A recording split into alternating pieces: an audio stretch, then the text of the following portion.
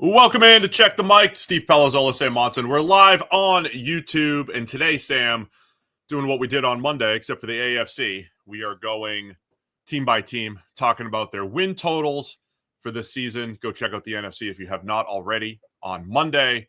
And then a couple quick announcements right off the top, and then we'll, a couple quick announcements. We're going to move to 9 a.m., Sam, across the board. I see you're already in the chat telling everybody? Yeah. Well, it was supposed to be this week, but frankly, you announced that we were going to be 10:30 today, so it's not this week. Slept in this morning in lieu of it. So we'll go 9 a.m. going forward, both Monday and Thursday from here on out. And Monday's show, we do officially have Zach Robinson, unless we lose the tapes between now and then. Which is exactly how that thing happened. That's exactly how it became a rule. That's how it is. Okay. Well, we've recorded something with Zach for Monday, for Memorial Day. So maybe we don't have to show up to the home office on Memorial Day Monday. But yeah, we had a fun discussion with Zach, and he'll be making his return to the show Monday morning. Triumphant return to the show he was part of. We're going to get right into the AFC totals here in a second, but did want to send our condolences to the Indianapolis Colts. Irsay family. Jim Irsay passed away, the owner of the Colts, at 65 years old yesterday, Sam. Yeah, and there's some, really, Pat McAfee had a great tribute to the guy on Twitter, a long kind of thread or a long message about him. A lot of people have said some fantastic things about him. I never met the guy. I don't know personally what he was like, but definitely condolences go out to him, his family, and the Indianapolis Colts. Yeah, never met him either, but agree with that sentiment there. So we're going to go. You ready to go? Team by team here? Let's go. All right. So we're going to start in the AFC West here today. We went team by team the other day using Cynthia Freeland's article on NFL.com. She's got some projections for every single team. We'll kind of use that as a jumping off point and as a reference. Let's start with the Denver Broncos using what Cynthia had in her article there for the Broncos. Did we not have an over-under? They missed the over-under for them. Win total. Oh, push. 9.5. The win total's 9.5. She had them at 9.5. That's why I didn't see a number there. So Broncos at 9.5 heading into this year. We'll just kind of give our takes on what's going to push that over, what could make that go under, and then we'll make a pick. So what are your thoughts on the Broncos at 9.5? Yeah, I mean, I think that's a reflection of Denver looks pretty good right now. We talked about that a lot this offseason, that you start running the rule over this roster and it's in good shape. And it's contingent on, obviously, Bo Nix. But if Bo Nix picks up where he left off last season, where he looked like he was playing extremely good football down the stretch, if that's who he's going to be going forward, and, Sean Payton and Bo Nix can get into this groove and really start propelling this offense in a new direction. You add RJ Harvey to the backfield. Like, this is a team that could do a lot of good things, even in a difficult division. Yeah, that's going to be the challenge. I think it is wild as we talk about the AFC West. Obviously, the Chiefs as the standard, but Jim Harbaugh coming in last year for the Chargers, Sean Payton now heading into year 3 with the Broncos, and then you add Pete Carroll to the mix with the Raiders, and the Raiders aren't going to. We'll talk about them in a minute here. The Raiders decided we're not going full rebuild here. We're going with Geno Smith, which I think immediately makes them more competitive than they've been probably since the 2021 season, when they snuck into the playoffs, went on that little bit of a run after John Gruden got fired. So you're talking 4 competitive teams, including the AFC champion, multiple Super Bowl champion Kansas City Chiefs. So that's the thing I think that has a chance to make this go under. And look, I'm earmuffs, Perna, Broncos fans. I'm not saying Bo Nix is the 4th best quarterback in the division, right? I mean, he had a nice rookie season. You could expect some progression here and everything, but Justin Herbert, now Geno Smith coming in, you could make the argument that they have the 4th best QB. I think if there's something that's going to hold them down, despite what we've said about defensive line depth, I think secondary depth now with Jahdae Barron, added to the mix with Patrick Surtain there, a solid offensive line, a good group of playmakers. Love the roster, but we're still working with, hey, Bo Nix might be the 4th best quarterback in this division. I think that's going to be part of the challenge here.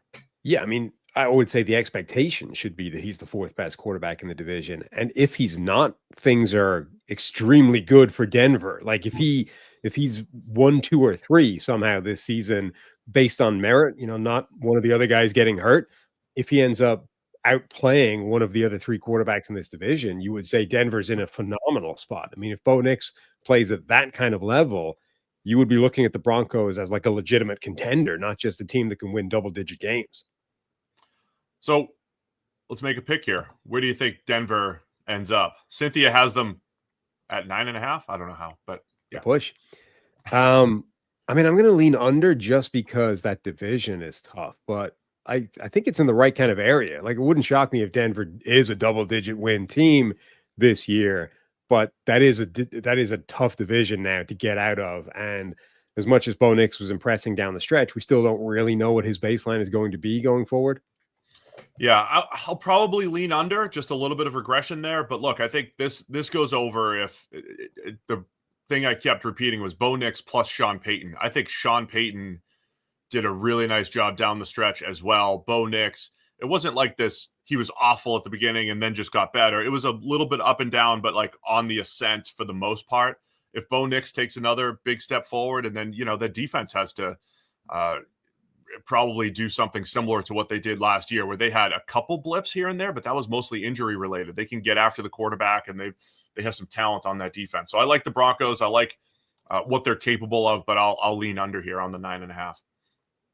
Let's go. Kansas City Chiefs are up next. AFC champion Kansas City Chiefs. Their over under is 10.5. Cynthia has them at 11.2.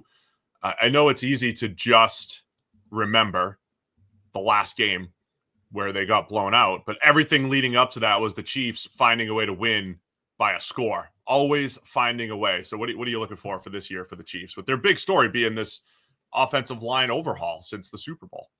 Yeah, obviously it kind of defined their offseason, the way they went about things, and completely transformed that offensive line. An interesting way to approach it as well, trading away arguably the best player on that offensive line, who they leaned on even more last year because he was the solution at left tackle rather than let's keep the all-pro guard at guard. They asked him to play left tackle because they thought that was their best option, even over, actual left tackles that were coming back injured, et cetera. So they move away from him. That lets them keep Trey Smith. Creed Humphrey is still there. The young, talented players were kept in situ, but now you have, a sort of unproven commodity of a fix at left tackle. You've got an unproven left guard, and you've got a fairly proven but underwhelming right tackle. So suddenly that offensive line has got the most questions it's had since the last time they overhauled it, since they had to completely retool the entire unit after the last Super Bowl ass kicking that they had because of the offensive line. So fascinating offseason for Kansas City. And we said heading into the offseason, this is a team that had more question marks this offseason than they've usually had. And I think they navigated it pretty well, had a phenomenal draft top to bottom. But I think before that was pretty good as well, with the offseason, free agency, trades, et cetera. And look, you look at where that win total is set. I mean, this is a team that has won a lot of games ever since Patrick Mahomes got there. You've got to be pretty confident that things are unspooling around him to say this team is not going to get to 11, 12 wins. Yeah, the schedule, interesting the way that lays out as well. They're going to start in Brazil with their road game against the Chargers, and then they come back home and face the Eagles, right? So you get the Super Bowl rematch right away in that first 6 weeks. So there's the Chargers game, the Eagles game, Baltimore in week 4 on Sunday, on a Sunday afternoon game, and then the Lions in week 6. So you're talking about some of the powerhouses of the league, including a Chargers team, I think, that's on the ascent, playing them in Brazil. So I think 4 out of those first 6 games are pretty challenging. If the Chiefs get through that, right, that's been the story of their seasons the last couple of years. If they get through some of those tough stretches and find the way to win their one-score games again, I'm not saying they're sitting pretty. They still have to go to Buffalo. They still have to play Denver twice. After that, they'll have the Texans. They have tougher games. But, I mean, if they get through those first 6 weeks, they're in pretty good shape there. So I think they'll continue to find a way to win. The 10.5, we repeat this all the time. I know we see 13 and 14 win teams every season, but the win totals rarely go above 11 just because you have to factor in injuries and various things. But this feels like one where we're going to say, yeah, let's not let's not sleep on the Chiefs and the foundation that they still have. They're probably going to go over this.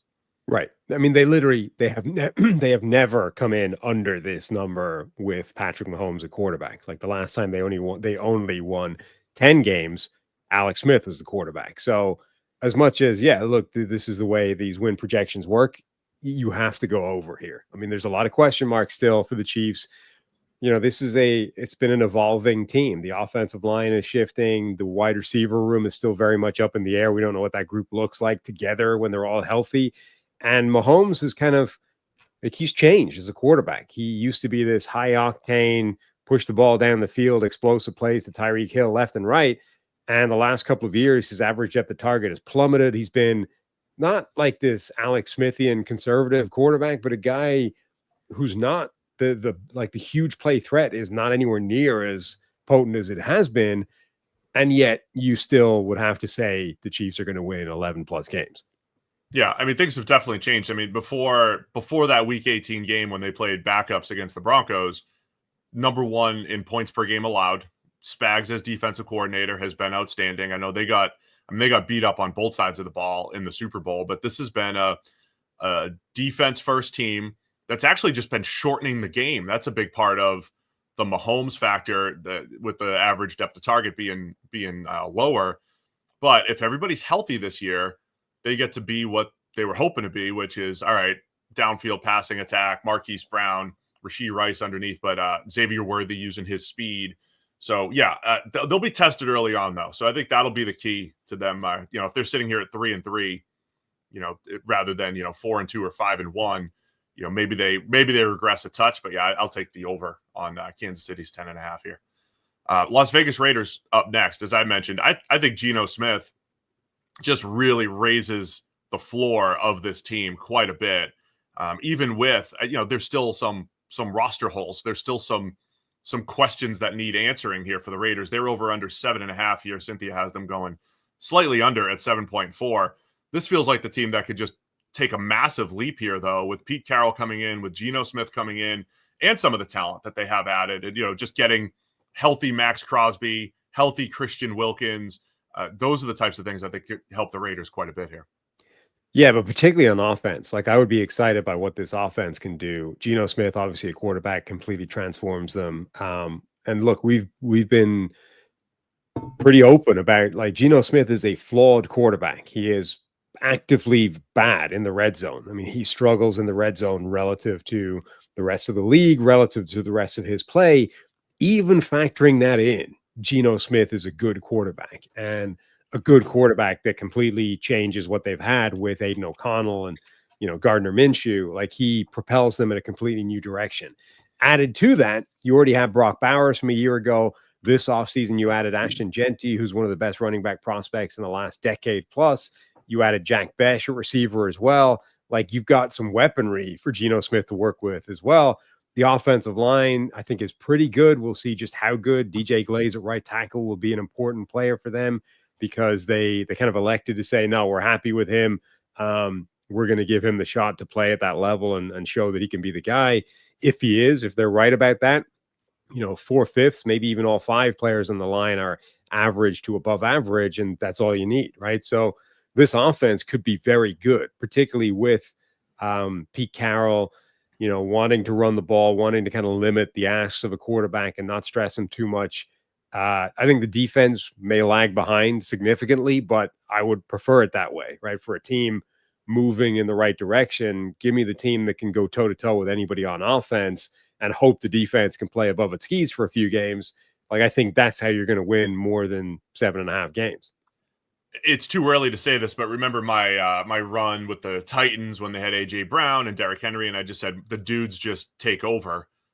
Could be a version of that with Brock Bowers and Ashton Genty. I mean, that is, positional value aside, that is part of the fun of the Raiders. We're talking about Bowers, who looked like the best tight end prospect in quite a while and played like it. Ashton Genty, who we're talking about, the best running back prospect. Is it only in 2 years since Bijan Robinson or since Saquon Barkley or since whatever? One of the best running back prospects of the last 10 to 20 years in Ashton Genty. That's fun, man. That's fun having those guys on the same offense. Even if the receiving core, I like Jacoby Myers. I like bringing in Jack Bash. The receiving core still probably has some work to do, even though those guys are solid.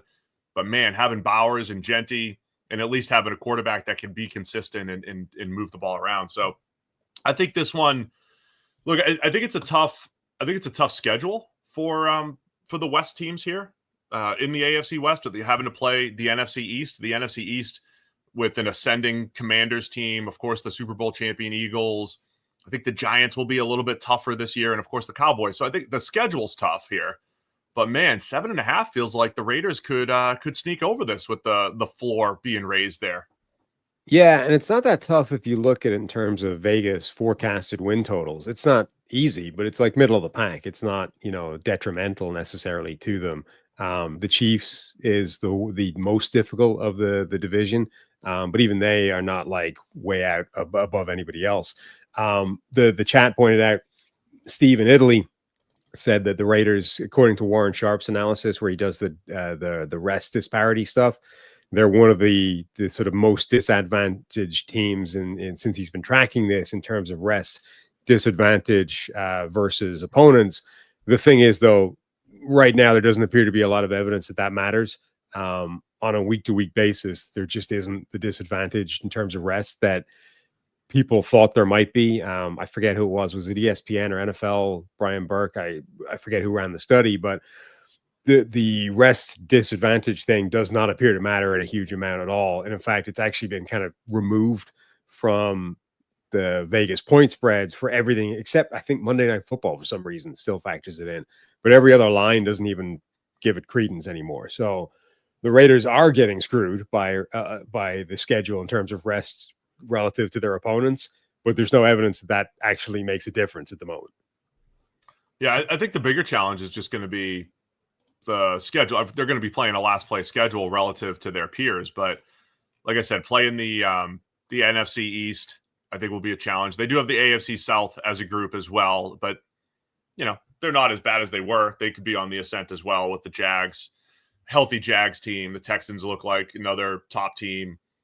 Maybe the Titans and Colts as a tough out. So yeah, I think the schedule, if anything, but man, I'll take over on the 7.5 here for the Raiders. I'm suddenly optimistic about at least the short-term prospects of the Raiders. I don't know what ends up happening long-term, but I think they're far more competitive now, and I think that makes things interesting in this division. Yeah, I'll go over as well. I think this team can at least win 8 games. Los Angeles Chargers to round out the AFC West. They're at 9.5 here, and Cynthia has them slightly under at 9.3. Chargers, as I've said here, Jim Harbaugh's first year last year. Another change of head coach and offensive coordinator for Justin Herbert. I thought Herbert started out slow, but that coincided with some injuries. Then he came back and started playing some really good football. But he was just inconsistent, though, even like from week to week and from game to game. Remember how many runs he went on the positive end and the negative end within games? So I think trying to find that consistency from an offensive perspective, but I think this roster continues to move in the right direction for the Chargers. Yeah, I mean, it was impressive last year based off the new coaching ticket coming in, immediately having a transformative effect. They kind of cobbled it together in a bunch of different spots. Like they went with the, do we give Justin Herbert weaponry? Do we give him offensive line and protection? The Jim Harbaugh believes offensive linemen are weapons. So they go and get Joe Alt, the biggest weapon they could find. Joe Alt looked fantastic, right? It was a kind of rookie of the year candidate, even though offensive linemen never win that kind of thing. Now, so they had the same kind of offseason question, like, what are we going to do to support Justin Herbert the most? And they went in, the last thing they did was receiver help, right? They brought in Omarion Hampton in the draft. They brought in Najee Harris in free agency. So they've massively upgraded and massively invested in the running back position, which was an afterthought a year ago. That should have a huge effect on a team that wants to run the ball, maybe more than any other team in the NFL. The offensive line is still in good shape. And then receiver, the addition that they made, the kind of big potential change is Trey Harris coming in from Ole Miss, who is a really interesting, I think a massively sort of boom or bust type of prospect. Not the guy that you would say, well, that's an instant massive upgrade that's definitely going to propel this offense forward. But it's a guy that you can absolutely imagine becoming that player throughout the season. But equally, you can imagine him not being a factor, right? I don't want to say being the next Quentin Johnston, but being the next Quentin Johnston. They also, defensively did a really nice job last year. They were sneaky good. I mean, they were leading the league in points per game allowed for a big chunk of the season. Wasn't even sneaky good, but my assessment of it was an accelerated rebuild there for the Chargers because, yeah, they had talent on the team over the last 4 or 5 years. As we know, we all got hyped up about the Chargers every year, but they stripped it down a little bit. They had to reset things from a salary cap perspective, added a ton of draft picks. So I think they're kind of leaning on, hey, we're going to scheme it up on defense. And then they need guys like Trey Harris to step up. They need some of those early draft picks, a Marion Hampton in the first. They need those guys to be impact players right away. It'll be interesting to see, too, if they could be more consistent running the ball. They had those injuries. We know Greg Roman. We know Harbaugh. They want to run the ball. And, their ideal game is Herbert only drops back 25 times. That's not reality every week. But if they can limit how much he has to drop back, and then it's Ladd McConkey and Trey Harris creating big plays for Herbert, they might have the formula here. So always a fascinating team with the Chargers, especially with Harbaugh and his style attached to it. I'm excited to see the first combination block from the right side of that offensive line with Mekhi Becton and Joe Alt together. Like that's what, 690 pounds, both 6'7", 6'8", and about 690 pounds worth of beef trying to drive somebody off the line. You're going to do well to withstand that double team. But I think they're moving the offense into with Becton coming in, Alt in year 2. I think they're moving the offense to what they want to be. My question would be on the defense. Have they done enough on the defensive front? I mean, other than a little Poona Ford or, a couple years stretch in there, they haven't had great interior run defense or just run defenders. They're trying to add Jamari Caldwell, mid-round draft pick, but it still doesn't look like a great unit as far as physicality up front. Well, remember, for years under Brandon Staley, I mean, they were one of the worst run defending teams in football for a stretch. And then Harbaugh comes in with that defense and Jesse Minter and completely changes the whole thing, like immediately. And they become a much better run defending unit. Poona Ford, I think, was a huge part of that. He's a really effective run defender. Tierre Tart's a good player, albeit with some question marks about him. But like outside of him, there's nobody on the inside that you would be confident is a plus run defender. We're going to see like what the power of that scheme is, because you would look at that on paper and say, this team is going to go back to being run on at 6.4 yards per clip by anybody. Can they, like, how much can they stop that just schematically? The thing to keep an eye on with the Chargers schedule before we make picks here, week 14, starting in week 14, they're home against the Eagles. Then they're at Kansas City, at Dallas, home against the Texans, at Denver. All teams that are either powerhouses like the Eagles and the Chiefs, in the playoffs last year like the Texans or Broncos, or the Cowboys, who we know with Dak Prescott healthy, have potential to be a 10-plus win team. That stretch to finish the season, we could be talking about the Chargers with a great record, and then they run into these last 5 weeks of the season, and it's gonna determine a lot. So Chargers at 9.5. Where do you want to go with this one, Sam? I'm going to say they fall under this, just because I'm going to need some under teams. I'll go over again for the Chargers because it's what the offseason's for. Optimism for the Chargers. AFC East up next. Buffalo Bills. Over under for them is 12.5. I think they're in the interesting spot here for the Bills is I think the AFC East had a chance to be really competitive over the last couple of years, and it didn't necessarily materialize. The Dolphins were kind of there, but they had some injuries. They were inconsistent. They were close a couple of years ago.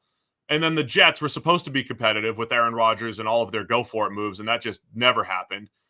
And now it feels like, okay, the Jets are resetting a little bit. The Dolphins, they're not completely resetting, but there's some turnover there. They're not in go-for-it mode anymore. And the Patriots are just trying to win more than 4 games, right? And they probably will, but we don't know how far away they are with their youth movement. So all of a sudden, it felt like some teams were sneaking up on the Bills, but this win total of 12.5, it's massive because the rest of the AFC East has more question marks really than it's had in a few years now.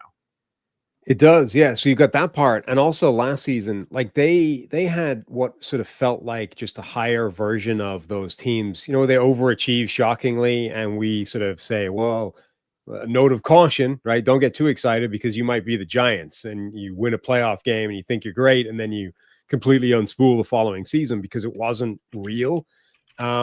There's that, like, so this year there's a few teams. Washington is in that bucket, right? Where they went on a run with their new young quarterback and he looks phenomenal and everybody's excited and they're pouring gas on the fire, and Houston did it last year as well. And it's like, it might not keep going forward the way you think it will. You might actually take a step back because the first step was so big, you kind of overreached.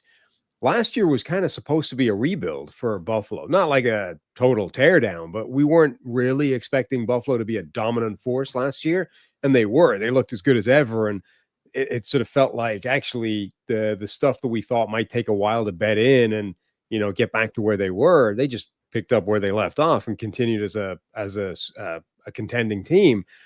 Was that real, or did that is that a mirage that's made us kind of forget that actually there's still some issues here that maybe they haven't resolved, or maybe might be a factor this year that weren't a year ago? So, Brandon Beane is calling out radio stations for questioning the wide receiver room, but maybe that's still a thing, right? Like his logic was, well, look, last year we kept scoring tons of points and, we were one of the best offenses in the NFL. But does that mean it'll happen this year, right? Just because it happened last year does not necessarily mean that it isn't a problem. And if you look on paper at this group, Keon Coleman is still a really important player for them, given where they drafted him, given where he's supposed to play. Joshua Palmer was brought in. He's not that sort of Stephon Diggs replacement either. They're still in this group where they have a ton of inside slot, effective chain moving weapons, but they don't necessarily seem to have that number one guy. Now, I think it's a fair question to at least ask, does that matter, right? Does last year show that it doesn't matter at all? And what we have here is more than good enough to win 12 games, to continue to be one of the best teams in football, and to be a player to either side of making it to the big game, right? Or did they just overachieve with that group last year? And actually, it's still a problem at the foundation of this thing that could be a bigger issue this year.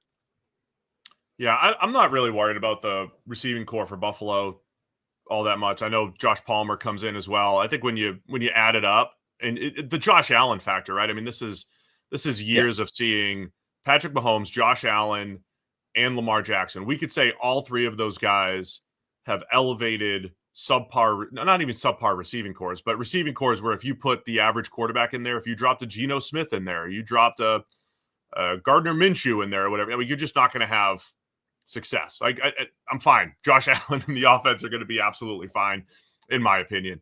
And to me, it's what happens on the defensive side, and more so on the turnover side. To me, the false flag that teams can run into is we're good at the turnover thing. And if Buffalo buys into their turnover, I just looked up their turnover differential. I know they were first last year, but the previous 2 years, in 22, they were 20th. Then they jumped up to 10th in 2023. Then they were first last year. And it's easy to look at the pattern and say, well, that coincided with Joe Brady as coordinator and Josh Allen throwing fewer interceptions. Therefore, it'll continue. That would be my bigger concern, though, is we know that turnovers are fluky. But Baltimore moved the ball very easily on them in the playoffs. They got 3 turnovers and they got a 2-point conversion drop. And those are very specific plays. But that's where there could be some regression here for Buffalo. I'm not worried about them in the East. I'm not worried about them winning a ton of games. Buffalo, Baltimore, they're all in the standard of get through Kansas City, get to the Super Bowl. And if there's something that's going to slow them down, I think it's the defense not stepping up again, or injuries. The defense not stepping up, and some turnovers just going the other way. So I think they'll be one of the best teams again. Allen and the offense will be fine. I can't wait to see what the defensive line depth does. That's been my big story for them. And then some more security in the secondary with Maxwell Hairston in the first round, and newly paid Christian Benford back there. So I would view it as, did they overachieve in a quote rebuild year last year? Yes. But that's what Kansas City did in 2022. They were even better in 23. And I think the Bills have a chance to be even better this year. The only thing that kills them potentially is turnover luck. And those things, just as much as you want to emphasize it, they're quirky, right? So that's where I am with it. I could see them not easily going over 12.5, but the division's not as strong anymore. And so, yeah, I could see them having the number 1 seed. That's what they should be looking at, right? If we're talking about path to the Super Bowl, the fact that the Bills have an easier road this year, maybe than they've had, they need to dominate the regular season. And look, I know Kansas City went into Buffalo and beat them 2 years ago, but that's still a better path playing in Buffalo against the Baltimores, Kansas City's, Cincinnati's, whoever else in the conference. I mean, even just the bye week is huge. Like you want to in the AFC where it's not like they're consistently falling every single time in the AFC Championship game. Like you've got to get through some tough teams to even get to the championship game. Not having to play one of them in the first round is huge for getting that number 1 seed.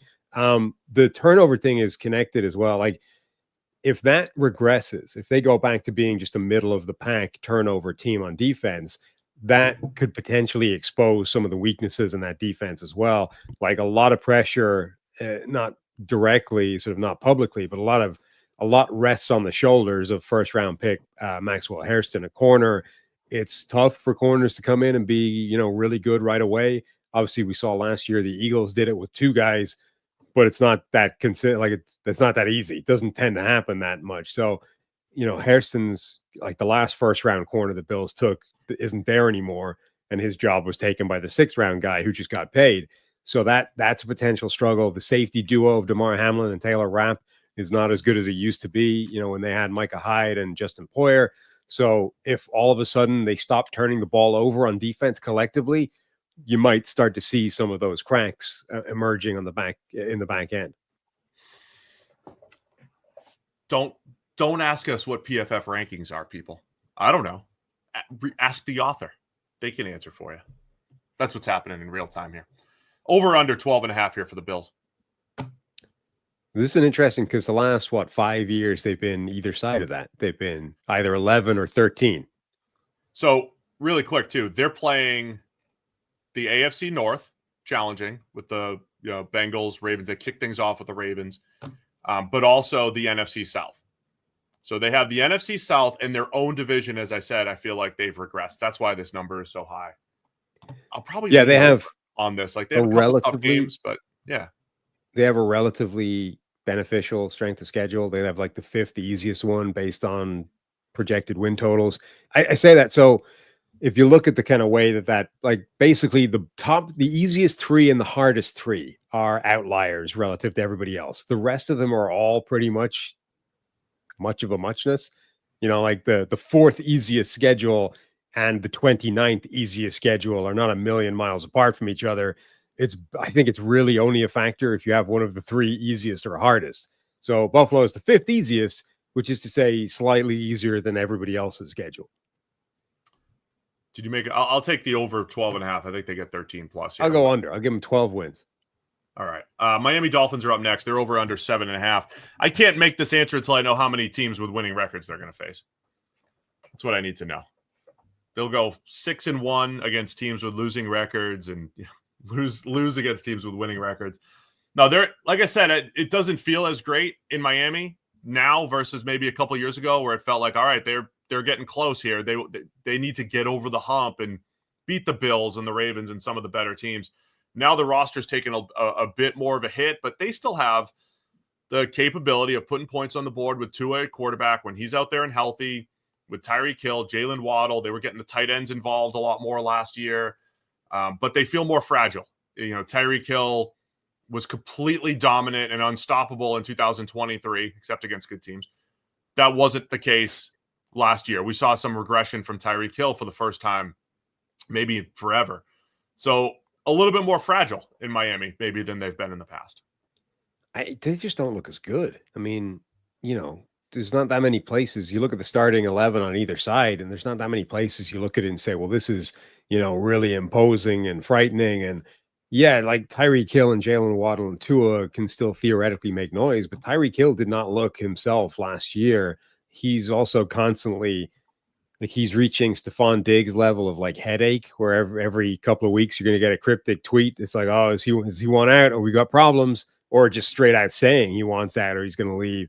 Like that's becoming a pain in their ass. I think the backfield is fascinating and that can be explosive and make noise, but like I don't know that this offense is going to be amazing, and the defense is fallen apart in large stretch. I mean, look at the cornerback room. If and when this Jalen Ramsey thing ends in the divorce that everybody's expecting it to, like, their corners are awful. They might be the worst cornerback room in the NFL.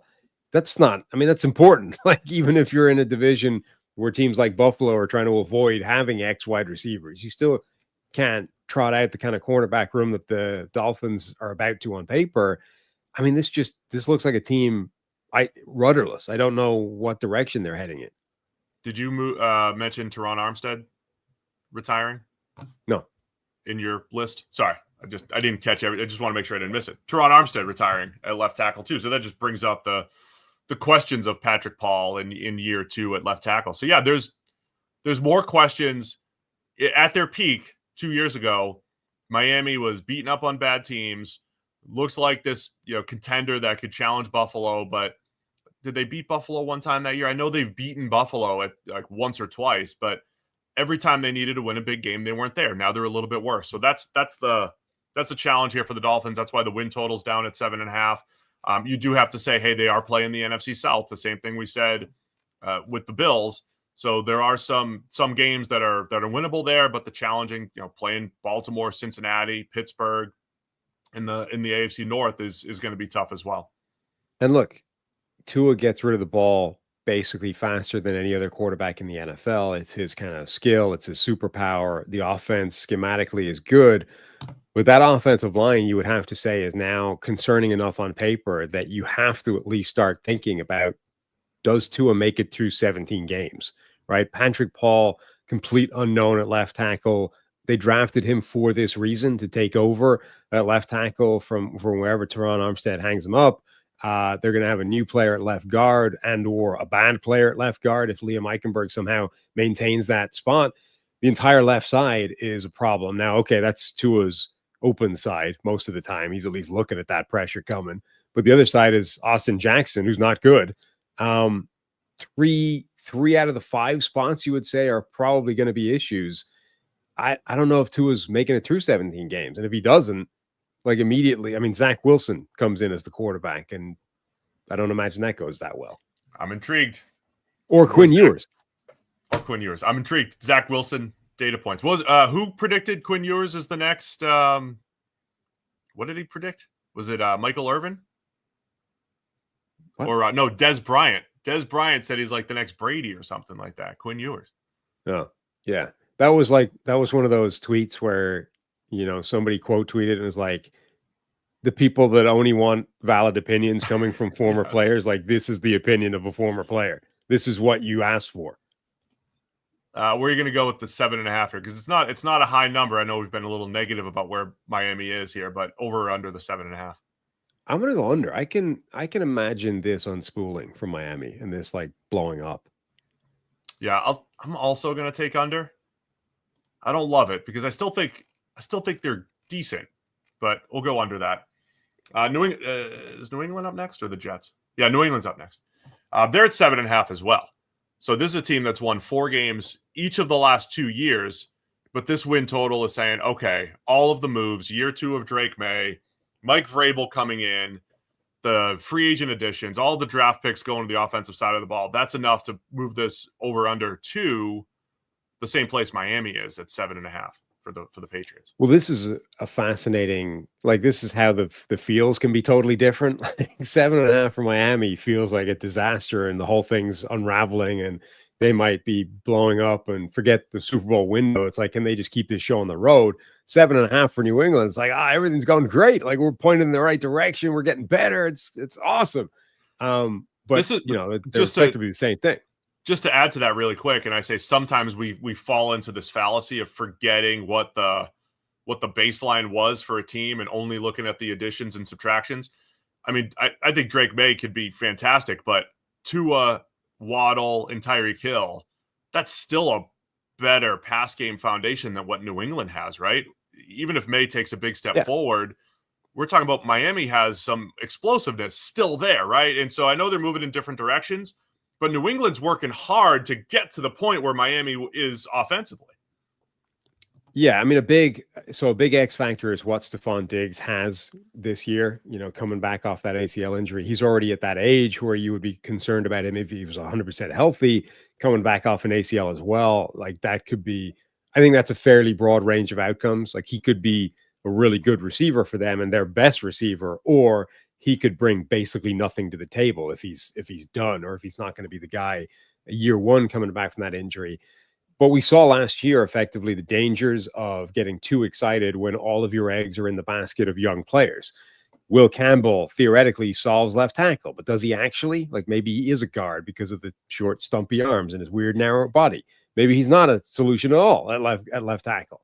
They've done this before. Last year, Jalen Polk, Javon Baker, they were supposed to be, really good additions to that receiver core. Jalen Polk had one of the worst rookie seasons of any receiver ever.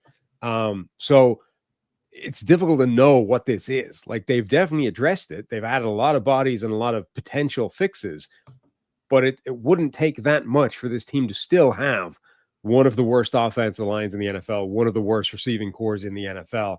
And if that is the case, they will still stink. Like it doesn't matter what they've done to the defense, to anything else. This will still be a 4 or 5 win team. So it kind of depends what they're going to get out of this rookie class. I think it should be better than a year ago, but I don't know if it's going to be great. I think the defense is where, not just bringing in Milton Williams, but Carlton Davis there is a 1-2 punch with Christian Gonzalez. Gonzalez heading into year 3. I think they have a chance to make some significant strides. The defense had some issues last year as well. Because remember, 2 years ago, the offense was worse and they still weren't winning games because the defense was at least keeping them close. I think they get better on both sides of the ball. That's why this number is much higher. But as I've said before, I don't know if you feel the improvement as much this year. Look, I struggle every year to wrap my head around who's the team that won 3, 4, 5 games last year and then goes and wins 10. I did not see Denver doing what they did last year. I admit I'm not great at doing that. Fans are good at doing that, right? Fans do that, but you guys, you're biased fans. You're like, oh, my three-win team, we're going to win 12 this year. No one believed in us. Yeah, I get it. You're optimistic. I struggle. But of all the teams that could do it, if Drake May is that good, could they be a 10-win team? Like that's in the range of outcomes here for the Patriots. Yeah, I mean, you just need the flip side of the pessimism that I was talking about before with that young group. If you want to look at that group as an optimistic, high end of the range of outcomes collective this year, then that's how you get. I mean, that's how you have the kind of Washington season that we saw last season. Like if Stephon Diggs actually comes back and is the same player and looks, like he's a perfectly capable high end number 2, low end number 1 for this team. What if Jalen Polk just had a bad rookie year? What if he's actually going to look like the guy he looked like as a prospect, and suddenly he's a really important number 2, number 3 weapon for them with Demario Douglas. Kyle Williams, obviously, we loved as one of the best separators in this draft. If he's able to step in and do that in the NFL immediately, I mean, you can paint a picture where this wide receiver group looks really good. If Will Campbell, if it doesn't matter that he's got T-Rex arms and a weird narrow body and he's just a good left tackle, right? That's a huge upgrade if he's able to do that. If the combination of Cole Strange and Garrett Bradbury are able to play average football, along with Mike Owenu, who's been a good player in the NFL, the great Morgan Moses, you can paint a picture where the offensive line is fine. The Ramondre Stevenson is a good running back. Travion Henderson, they drafted as the best pass blocking back in this draft and as an explosive weapon. Again, it doesn't take that much for you to say, if you want to paint the optimistic picture, this group could immediately become very good around a quarterback that looked phenomenal as a rookie with zero help around him. And I would say they're much better coached collectively now than they were a year ago. It's not that difficult. I think the chances of that happening are not that high, but they're definitely the team that that you can at least construct the argument become that 4-win to 10-win type of team. One other thing to keep an eye on here. I want to see the Will Campbell run here. So week 1, they play the Raiders. If you want to test his length, you have Tyree Wilson on the other side for the Raiders. And then week 5, if I'm Buffalo, I'm putting Gregory Rousseau over Will Campbell on every single rep. And just, dude, I'm serious. Like, let's see if it's a factor. Gregory Rousseau often rushes over the right tackle, but that week, Why not? Let's see what the rookie, if he can handle Rousseau's length, because Rousseau's also as good as it gets at using his length. That's how he wins. That's going to be a fascinating matchup if Buffalo chooses to exploit it or try to exploit it. Yeah, James Foster did an interesting article on. He's now working for Arif Hassan and his Wide Left blog, Substack, whatever we call that thing. And his Gregory Rousseau analysis. So he basically broke down pass rushers by, move and what exactly they do and how they. So Gregory Rousseau was the number one pressure player in the NFL last season at left, right end. No, pass rushing move that may be problematic for a short, stumpy T-Rex arm. Stab, long arm. A long arm. Yeah, I was 15 pressures last season, led the Yeah. NFL for the long arm. Yeah, I was just watching Rousseau specifically a couple of weeks ago, and I'm watching every way he wins, and that's why it clicked. I was like, oh, I want to see this on the other side against Will Campbell just to see. Why not? And Walt, I know that Malcolm Kuntz is on that side. I'm just saying, if you're the Raiders and you want to see if Will Campbell can block, and you want to see if Tyree Wilson can actually win, that's one advantage that he actually has, arm length against Will Campbell week 1. Over under 7.5 here for the Patriots. I'm going to go under. I don't have enough confidence in that young group doing that right out of the gate. I'm going to go under as well. Oh, by the way, remember I said before, basically the only strength of schedules that matter are the easiest 3 and the most difficult 3. The Patriots have the second easiest schedule in the NFL, so they have that working for them. I'll go over then. No, I was leaning like maybe a 7-win season that they feel like it's more optimistic and on the upswing. Yeah. And year 2 of Vrabel, year 3 of Drake May is when they take a bigger jump forward. I guess we'll say under. New York Jets, they have one of the lowest here in the AFC. Are they the lowest? Third lowest in the AFC, 5.5 for them. Third lowest projection from Cynthia here, 5.5 for the Jets. My offseason take that I don't know if I'm gonna move off here is that Justin Fields sneaks in some. He's won games with a lesser Bears team, a not so good Bears team. I think that rushing ability raises the floor, and this is like a sneaky over for me at 5.5. Yeah, I mean, Fields is an interesting quarterback now because he's the classic example of a guy you can win with, but you don't feel good about it. And we kind of saw that with the Steelers last year. He won games when he was the starter at the start of the year, and yet as soon as Russell Wilson was back healthy, Mike Tomlin was like, "It's Russell's team," and we pitched the keys immediately back to him. The rest of the league seemed pretty, or not the rest of the league, the kind of commentary was all, well, you can't take it away from Fields. Look at his record. He's winning the games. And yet the coach, the guy that's sort of looking at how it's happening, is like, yeah, but, how is he winning the games, right? I think that's Fields right now. He's a phenomenal athlete. He brings this incredibly high floor. He brings this capacity to turn any bad play into a good one because you can't get him on the ground, and he can, get out of trouble and run for 20 yards, right? On any given play. Like, there's a highlight reel out there of him making Myles Garrett look ridiculous.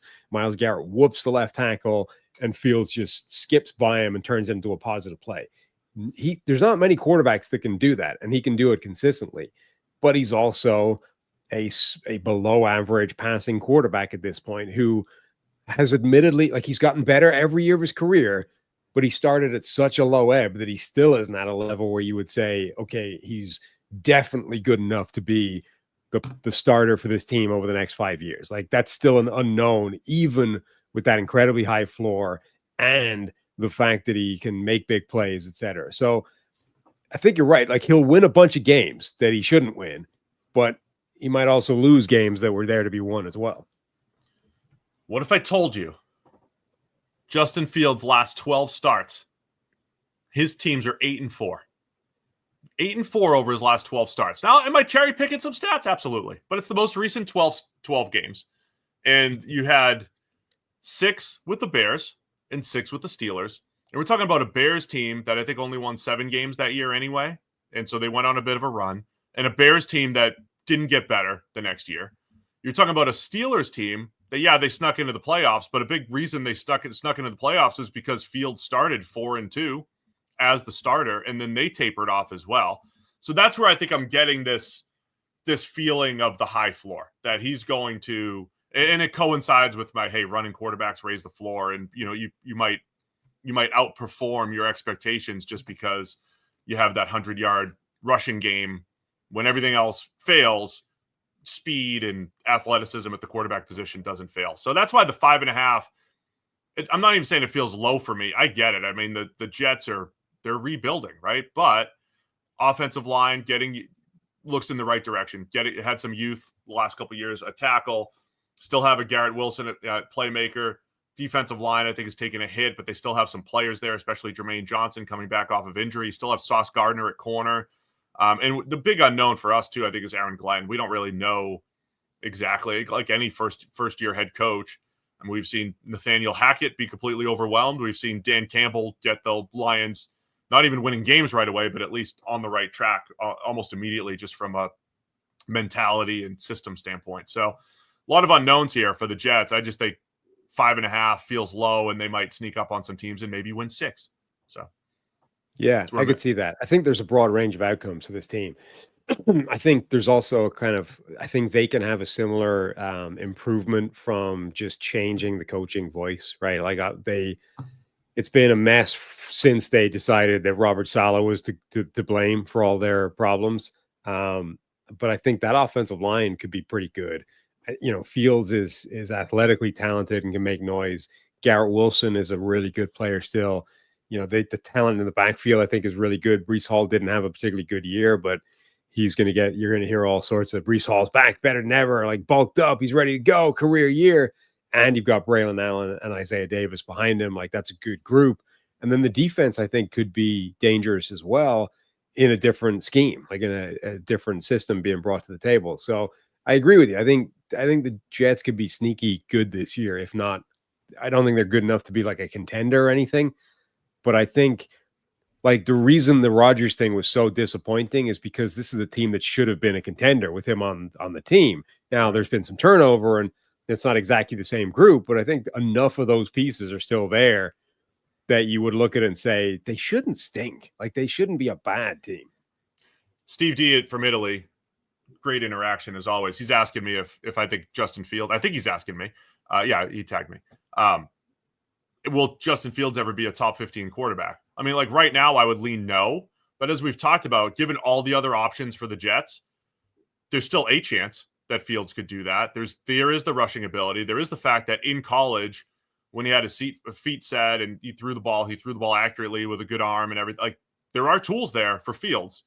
And we are in this world where Baker Mayfield, Sam Darnold, Geno Smith, it took a bunch of guys recently, a few years before they played their best football.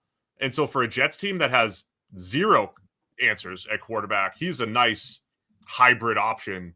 And so we've absolutely said process-wise, this has been a good one, I think, for the Jets. Even if it doesn't show up even if it doesn't work, it's a good process move, I would say, for the Jets to bring in Fields. I'll take the over on the 5.5 here. Yeah, he's a good bridge quarterback right now, but I do think that there is more there. Like, his flaw, I mean, I think he can be an accurate passer. We saw that in college. I think there is a leap to be taken. He's gotten incrementally better as a passer, but his biggest thing is not like a failure to read defenses. It's a failure to, like, trust himself. Like, it's not, I don't understand what I'm looking at. It's, I think I've seen this, but I don't, and then by the time he's decided it's gone, he's gone somewhere else with the ball. Like, I don't know if, obviously, Kevin O'Connell is now like the default. Hey, if you could just pair him with Kevin O'Connell, he knows how to rewire. But, like, if you can just get him with a coach that can get through to him to say, look, just trust your eyes. First read, first instinct, see it, throw it. Don't overthink this. Don't make it too complicated. I think that part is, if he's able to do that more consistently, I think you could see a huge jump forward in his play. I had to chuckle at Brock in the chat saying Fields processes like a 1998 Dell. Pretty good. If you read OTA, mini camp reports and everything, it's the same thing. It's like, oh, he's a little late to see these things, but there's also these beautiful throws down the field. I mean, that's pretty much been his game since entering the NFL. But I think critically, like, I don't think it's an inability to read the concepts that he's looking at. Like, I don't think that's what it doesn't matter why he plays. No, late. it does matter why, because I don't think you're fixing the first. I don't think you can fix a guy who just doesn't know what he's reading, right? I don't think that's salvageable. I don't think if a guy just looks at it, can't read a defense, you can teach a guy concepts, you can teach a guy chalkboard, but you're basically never going to rescue that. It's terminal. I do think that it's potentially fixable for a guy who knows how to read it and is just not trusting his eyes to begin with. I think theoretically you can get that guy to just cut loose, embrace your inner fits, right? Embrace the YOLO and just put the ball in the air. You read it, trust it, go. I think theoretically that is not a terminal flaw. So I do think it matters what the distinction is there. But this is why way back when he was a prospect, we had concerns about that Ohio State offense, because all he did there was drop back, stare down a target, wait for him to be open, and then fire the ball in. And you're like, is that the offense or is that him? Like, which is that? At the moment, you would say now it's looking more like it was him than it was the offense. Did you go over or under for the Jets here? I'll take the over. Over. And for Andrew May in the chat, we do not work for PFF. We do not represent PFF's quarterback rankings. I have no idea where and why and how they ranked Sam Darnold or any of the other quarterbacks. So ask them. Ask John Costco, who wrote the article. I'm sure he'll have some great answers for you. So I don't know. Not my jurisdiction. All right.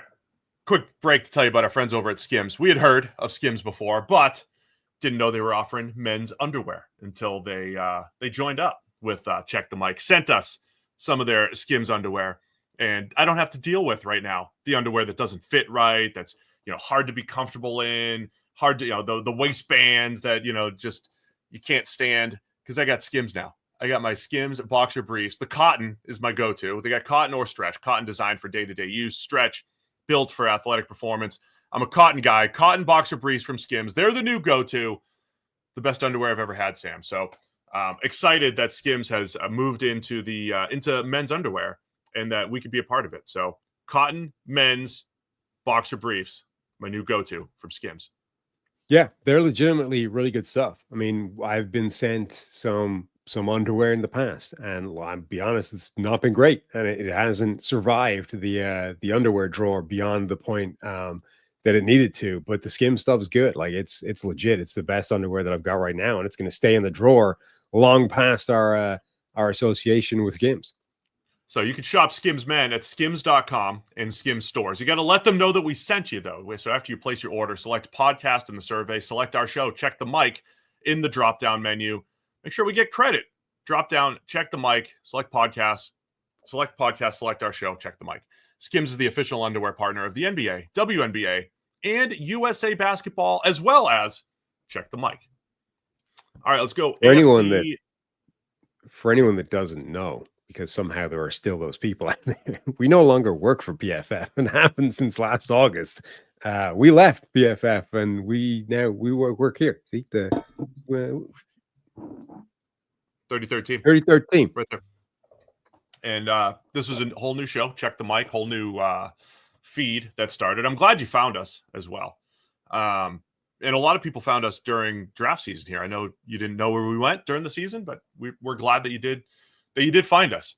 And we'll still reference PFF and some of the grading and everything. Obviously, we believe in it, right? We used it and helped build it through the years. Ranking season, though, there's always like your own interpretation of things, right? So just people rank stuff and they have their own takes on it. So go, ask the people that wrote it, because it's really their final opinion. All right, AFC North, Baltimore Ravens, they're over under. Obviously high, going to be one of the better teams in the NFL. Once again, big question is going to be the hump. Can they get over it? But their over under is 11.5. So you've got the Ravens and Chiefs both at 11.5, and then the Bills, because of the schedule, at 12.5, the three powerhouses in the AFC. 11.5 here for Baltimore. Yeah, I mean, the Ravens, again, they're another one of those teams that's extremely good year on year. They're well coached. They're well run as a franchise, as an organization. They draft well. Like, this is a team that you would expect to be perennial contenders every single year. And then the question for them has been, can they win in the postseason? Can they beat those teams? Can they get over the hump? Are they like, the Bills? Are these teams being put into the category of chokers now? And even Lamar Jackson, like, his issue had been underperforming in the postseason. He has good postseason performance. And then Mark Andrews, one of the most reliable, dependable, elite tight ends in the NFL, drops a pass in the end zone that would have changed the outcome of that game. So, I mean, that's the story for Baltimore again. They're probably going to run it back. They're probably going to be in the playoffs again. Can they win when it matters most? They're going to kick things off, Baltimore, at Buffalo, Sunday Night Football. So you get the rematch from the divisional round last year. We talked about the Chiefs schedule a little bit earlier. The Ravens have to play Detroit in week 3 and then at Kansas City week 4. So they're challenged early on with 3 of the best teams in the league: Buffalo, Detroit, and Kansas City, and then Houston. So I got to add Houston there in week 5. And then I'm going to keep going. Then the Rams in week 6. That is a tough start for Baltimore before they hit their bye. And then almost everything after the bye, of course, they have some other division games. They have Cincinnati twice and everything.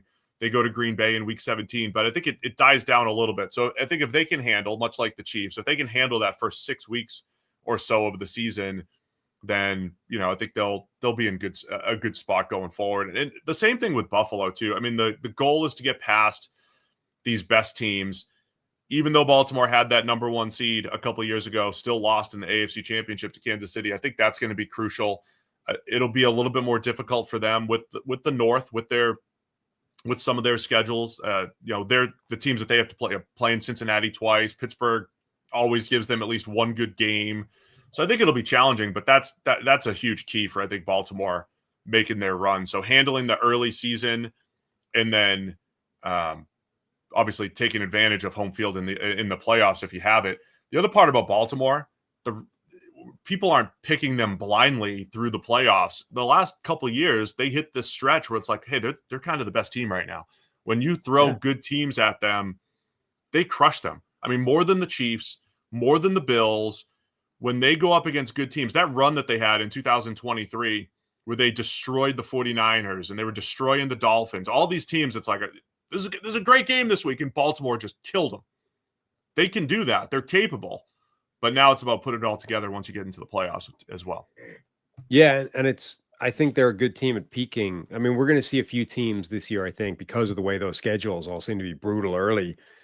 You're going to see a couple of teams that are like 2-4, 2-5, who then go on a run and look like the best team in the NFL in December, right? Who still make the playoffs, like the kind of what Cincinnati tried to do last year. But I think you're going to see a couple of these teams where we're like in panic stations in week 3, week 4, because they're 1-2, 1-3, and then they just put together a string of wins where they look like an elite playoff team and look as good as anybody. And Baltimore's done that before, where they've gone on these late runs and looked like the best team in the league late in the year. Remember, I think it was 2022. It felt like the schedule was front loaded with great matchups, but also with bad, like previous year's bad teams facing each other. And we were sitting there in week 6 and like everybody was 3-3. And it's like, why do the Chiefs have the same record as the Giants? I forget specifically what it was, but we might be headed for that again, where Detroit or Baltimore or Kansas City, some of these powerhouse type of teams are sitting there at 500 or a game under 500 a few weeks into the season. I have to see if the schedule works the other way, if like the Browns are going to be sitting there at 4-2 or whatever it may be, or the Giants are 4-2 again. And it's going to might feel crazy the first few weeks of the season. I don't know if this was by design again, but there's a lot of big matchups early in the season. And so Baltimore, I think that's a big part of their schedule here. But the only thing that I think challenges them is I'm going to be high on Cincinnati again this year. I don't think they can be as bad as they were last year defensively. I think they'll be as good offensively, and then defensively, and just the one-off plays, missed field goals and botched snaps and whatever. I think some of those will revert back. So I think Cincinnati has a chance to challenge Baltimore. I think that's the one thing that might challenge them as far as this 11.5 goes. Yeah, I think that's true. I mean, the division looks a bit weaker this year, though, than it's been the last couple of years, where it's looked like a good division on paper heading into the year. Pittsburgh is an unknown because of the Rodgers thing still being out there, but Cleveland with their four-way battle at quarterback, none of whom are any good on paper, that's a worry. Like, you would wonder how the Browns can be a good team this season. Whereas Cincinnati should be better than a year ago. Pittsburgh might be worse. Cleveland might be worse. Suddenly this division, like, Baltimore is looking like the clear best team who maybe gets challenged by Cincinnati, whereas previously you're like, man, all four teams in this division look like they could be good. All right, 11.5 here for Baltimore. Where are you going to go with it? By the way, Cynthia has them with the top win projection in the AFC at 11.6, so slightly over here. Yeah, I can give them 12 wins. I'll go over. I'll do the same for Baltimore. Over the 11.5. Cincinnati Bengals up next. Where do we have them? Their over-under is 10.5. So the market has them bouncing back as well. They ended up with 9 wins. And look, like I said, I think their offense is good enough to win 10 games this year. They were last year. I thought it was just quirky stuff. I know you could do this with every team, but there's 4 or 5 games that felt like hinged upon one play. So if Burrow stays healthy, which, by the way, he hasn't always stayed healthy. We know that in this 2023 season. But when he stays healthy, that offense is really good. And that was the best probably the best that Burrow played last year. And if that continues, they got Higgins, they have Chase back. They're going to be tough this year. 10.5 for the Bengals. Yeah, I mean, I love the skill position kind of core, right? They brought back all of those guys. I mean, Jamar Chase got paid, T. Higgins they brought back. They also brought back Mike Gesicki, which was a sneaky, underrated move. Like, Gesicki was a really good player for them last year. Behind those guys, they've got Josivas. The backfield, Chase Brown was really good. Zach Moss is there. Taj Brooks, I think, will be a factor this year. The rookie day 3 guy they brought in from Texas Tech. I mean, and then obviously Joe Burrow. Like, that whole group looks phenomenal.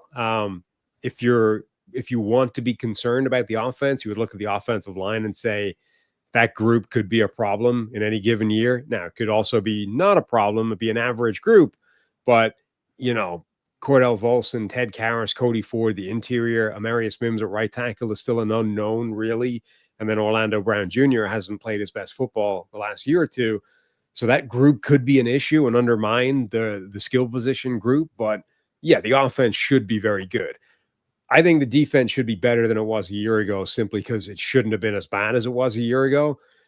I don't know if that changes, though, if they find a way of, ostracizing Trey Hendrickson. Like, they need to get that fixed. Like, he needs to be there for this team to be where it should be on defense.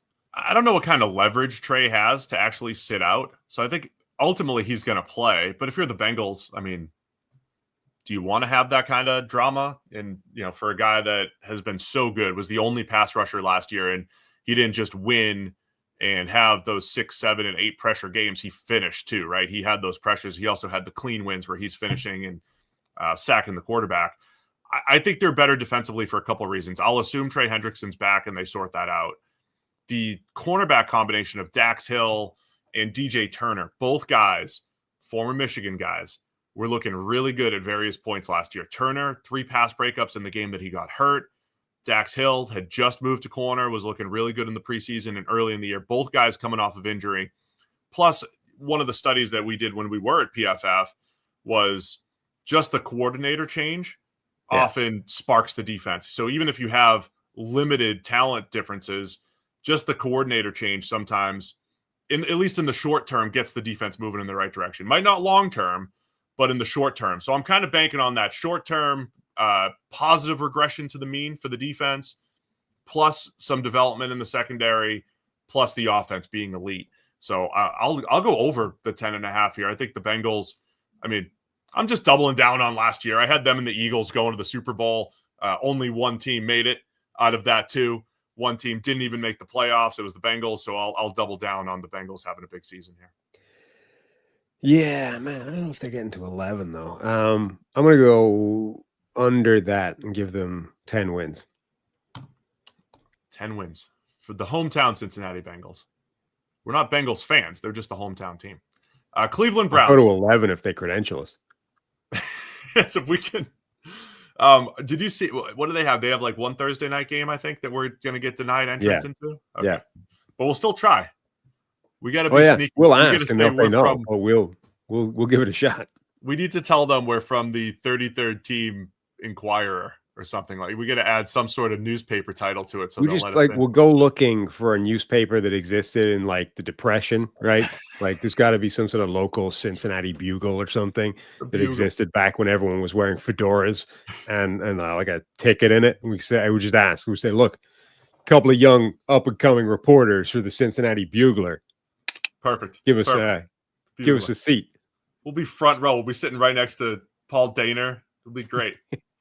Oh yeah, we'll get you right next to Paul. He's been here for 30 years. And Jeff Hobson. We'll be right next to all the best Bengals beat writers. Anyway, Browns are up. They got the lowest win total for Cynthia and over under 5.5 here for Cleveland. So the teams that we'll talk about the Titans in a minute, but the Titans, Browns, and Jets are all the three AFC teams that are sitting at 5.5. Of course, they all picked in the top 10. What are your thoughts on the Browns here? 5.5 this year. Here we go. So the Cincinnati Commercial Tribune was a newspaper published from 1898 to 1930. I think that's our go-to. What did you search? Defunct Cincinnati newspapers or something? I searched Cincinnati newspapers 1930s. Beautiful. What is it? That's our new. That's the Cincinnati Commercial Tribune.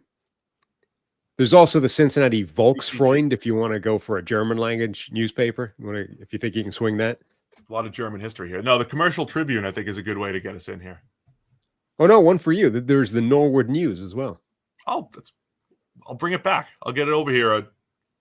We got a couple open buildings, a couple blocks away here. We'll get the Norwood News going again. You could just run it out of your attic. Just get the printer churning. Now you just told everybody where I live. Yeah, only Norwood. I mean, it's pretty. You do well despite your house from that. Good luck. Good luck finding me though. All right, what are we talking about here? Browns? Yeah. How do you even project the Browns? We don't know who's going to be the starting quarterback. There's so much drama between Dylan Gabriel and Shedeur Sanders and who's taking the reps. I mean, my biggest story, I can't wait to see who gets the first reps between those guys. I'm not saying starting reps. I mean, like first preseason reps between the two. Kenny Pickett first, and then who comes in first? Dylan Gabriel or Shedeur Sanders? Do they flip it the next week? What does it mean? That's the biggest story here for the Browns. Can you imagine what a pain in the ass it's going to be for Stefanski having to answer like every one of those questions for the next however long that lasts? I mean, it's already like somebody was asking him that, obviously, like first day of minicamp or whatever. He's like, yeah, don't read. Like, it's irrelevant. We're just like, there's no logic to it right now. We're just handing out reps. Like, don't read anything into it. And they're like, yeah, but how do you decide that? He's like, just don't stop now. We're not doing this. Poor coaches, man. Because we get these reports all the time, like so-and-so's taking first team reps. You know what that conversation is? Hey, this fourth stringer, I'd love to see what he would do with the first string, with the number one team. I'm not even talking quarterback. I'm talking every position. Hey, this guard that's probably not going to start for us. What if we threw him in with the ones and just see how he does? Let's see how he does against better competition, against the other ones this week. And it all gets reported. So you can't even make like simple substitutions at practice without it being a big deal. For stuff like rookie mini camps, it can be like, we're just throwing 5, hook route warm-ups, go. And then they're not even like, nobody's even dictating what the line is. It's just whoever got to the front of the queue. Like whoever ran over there the quickest is the first rep. First. Anyway, 5.5 here for the Browns for a team that I think process-wise did some nice things. Let's not forget, just 2 years ago, they were making a playoff run with Joe Flacco. So it's not completely dire. They're another one that I thought needed to regress negatively. Like their defense was going to regress last year, and they did. But maybe that reverts back as well, because there still is some talent in the secondary. That's another team, like when it's a low at 5.5, it's not completely devoid of talent in Cleveland. No, they're not. Like, this is still, I think, a roster that's not in terrible shape. It's just that the most important position is complete chaos. Like right now, there is a 4-way quarterback battle between Kenny Pickett, Dylan Gabriel, Shedeur Sanders, and then old man Flacco somehow still there as a part of this whole thing. And no, I don't think anyone has any idea what that's going to look like. Like, what I mean, I think theoretically, the thing that gives them the most time, like the most breathing space to get to next year is some combination of the rookies. But I mean, I don't even understand why they traded for Kenny Pickett in the first place. But that's an investment that they've made in him. And then Joe Flacco, I mean, if he's playing football this year, I think things have gone badly. So I don't know. I don't think it's a terrible roster. And I think it's a roster that's more than good enough to win, to exceed that number. But it might not matter if the quarterback situation is as bad as it looks. They start the season, the Browns, with 4 teams projected to be right in that 10-plus win mark. They start home against the Bengals. They're at Baltimore, home against the Packers, at Detroit, and then home against Minnesota. And I know Minnesota's over-under was down at 8.5, but we discussed, hey, this is a really good roster with the unknown at quarterback. That's why, but they're still coming off 14 wins. So those first 5 weeks, plus at Pittsburgh week 6, tough start here for the Browns. And that's going to coincide with, do they want Flacco as a bridge quarterback, as the veteran to show you how to do it? Is Pickett that guy? I don't even know what their thought process is going to be with, Flacco and Pickett both on the roster right now. Yeah, not just a tough start, though, but again, in this world of only the worst 3 and the best 3 schedules matter, the Browns have the second hardest schedule in football this year. Only the Giants have a tougher schedule in terms of projected win total strength of schedule. So it's an awful schedule for Cleveland, which is part of the reason, I think, why the win total is where it is. Yeah, I think with the uncertainty at quarterback, the schedule, and the fact, I'm trying to say, the roster's not a bottom 3 roster in the NFL, but a couple of years ago, we were talking about it being top 5 non-QB roster. And so it's somewhere in between there. I think it's closer to the bottom than it is the top now because of the turnover with no draft picks and with no money. So that's why the total. I mean, there's just is 5.5. there's no team in the NFL with more wild question marks. Like, you bring in Deontay Johnson, who theoretically, Deontay Johnson's a really good number 2 wide receiver. He is, however, on his 3rd or 4th team in 12 months. You can't even rely on him being on the team in week 1, and yet he could be, a really high-end number 2 for them. All right, Browns 5.5. Where are you going to go with this one? I want to go over, but there's a reason why it's there. It's a terrible schedule, and they have no quarterback, really. So you talked me into under. Yeah, let's go under. Under for the Browns, unless Dylan Gabriel comes in and balls out. Wrapping up the AFC North with the Pittsburgh Steelers, their over-unders 8.5. Cynthia has them at 8.3. So that's a losing season here for Mike Tomlin. If he goes 8.3 and 8.7. The first. we project him to go 8.3 and 8.7 this year. So the Steelers will have their first losing record under Tomlin. Has somebody done the canary in the coal mine and sat through the 3.5 hours of Aaron Rodgers on Joe Rogan again to find out we have information from that appearance? I can't sit through another one of those. He was back on Rogan, but this week? Yeah. No, they probably didn't talk much football. No, but there's always that's the problem, is you need to sit through 3 hours of madness to find the one brief nugget that he drops offhandedly about what he's planning this year. And it's okay, there it is. I need someone else to go do that for me. I don't want to sit through 3 hours of Tarkarian discussion to find out what he's going to do. We're going to make some kind of assumption that he's probably going to play, right? For Pittsburgh. He's not going to play anywhere else. And if he does, I don't know. I'm still probably going to go under right now. I'll keep saying the same thing. Under 8.5. Yeah. What if Rodgers was the guy, starts the whole year? He started every game for the Jets last year, by the way. Yeah. You talk about the durability, and there was a number of times where he got hurt and looked like he might have been broken in half and had an ankle and a knee and a thing and whatever. Still made it through the whole season last year. Pretty impressive. Coming off of playing 4 snaps, of course. But he made it through the whole season. Probably should be better physically this year. Even though he's a year older, it's 2 years removed from the Achilles. So physically, he's still there. I just keep coming back to teach an old dog new tricks type of thing. He needs new tricks at this point, and is he willing to do that? I don't know. And does he have the right the right master to continue that? Does he have the right play caller? Does he have the right guy in Arthur Smith? Like if Aaron Rodgers went to San Francisco and played under Kyle, you could paint this easy picture of Rodgers runs the system and they've got playmakers and he has a really good season. I don't think this is that type of situation, though. No, and I wonder how, even if he can change, what he does at this point in his career, the old dog learns the new trick. I wonder how long it would take. Like that, I think is almost the bigger problem at this point. Like even think back to so this has been a theme for Rodgers for years now. This whole doesn't necessarily take the coaching particularly well, right? Like this was a problem with Mike McCarthy in the final years in Green Bay. And we had 2 or 3 years of why is this stagnated? Like, why isn't this?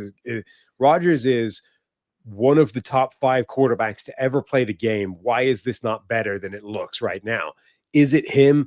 Is it Mike McCarthy's offense? Is it some combination? Is it a lack of number 2 wider? Like, what is it, right? Then Matt LaFleur comes in, and it took a little while, and then suddenly we got back-to-back MVP Rodgers, and it looked like it was supposed to look, right? And then Rodgers goes away, and the Achilles the Achilles pops, and the same goes back to being it. I mean, Rodgers last season didn't play that badly from a sort of throw-by-throw basis, but it never looked good, right? It always looked sort of more labored than it should have been. So I think we're reaching this point now where even if you can get Rodgers firing, or get him back to an improved version of himself, and maybe not MVP level, but get him better than he was a year ago, get it working. I don't know if it's going to take more than, 8 weeks. Like it's going to take him most of the year. He might be cooking in December, at which point you're a 6-win team that wins the final 3, and it's not going to work. So I just don't, even if you can get him in, I struggle to picture a world where it works well enough that it has the kind of impact they need it to have. Yeah, that's my feeling on it. And look, I think Omar Khan's done a decent job too. I keep going back to this. Is the GM doing a good job outside of the quarterback? And the Steelers have had an absolute revolving door at quarterback. I think Khan's had some pretty decent drafts. They've added good, mid-round talent to the roster, and they look loaded on the defensive front again. My question would be at receiver, where it's DK Metcalf and a whole bunch of question marks right now. But those are big questions, right? It's your entire pass game is a question. So even though I like a lot of what Khan has done, I think the offensive line has potential. I think the defensive line is loaded. The defense has a lot of talent and some depth. The question is the entire pass game for the Steelers. And Arthur Smith running the show, right? He hasn't really led a great passing attack since 2019 with the Titans. So a lot of questions here for Pittsburgh. All that said, they find a way that what is the Tomlin factor? The fact that they're going to beat the Ravens once and, pull some upsets and then play, lose to the worst team in the league in the snow or whatever it is, right? They're going to play up against some good teams, play down against some bad teams, and it all ends up in 9 or more wins every single year, or eight wins and a tie every single year.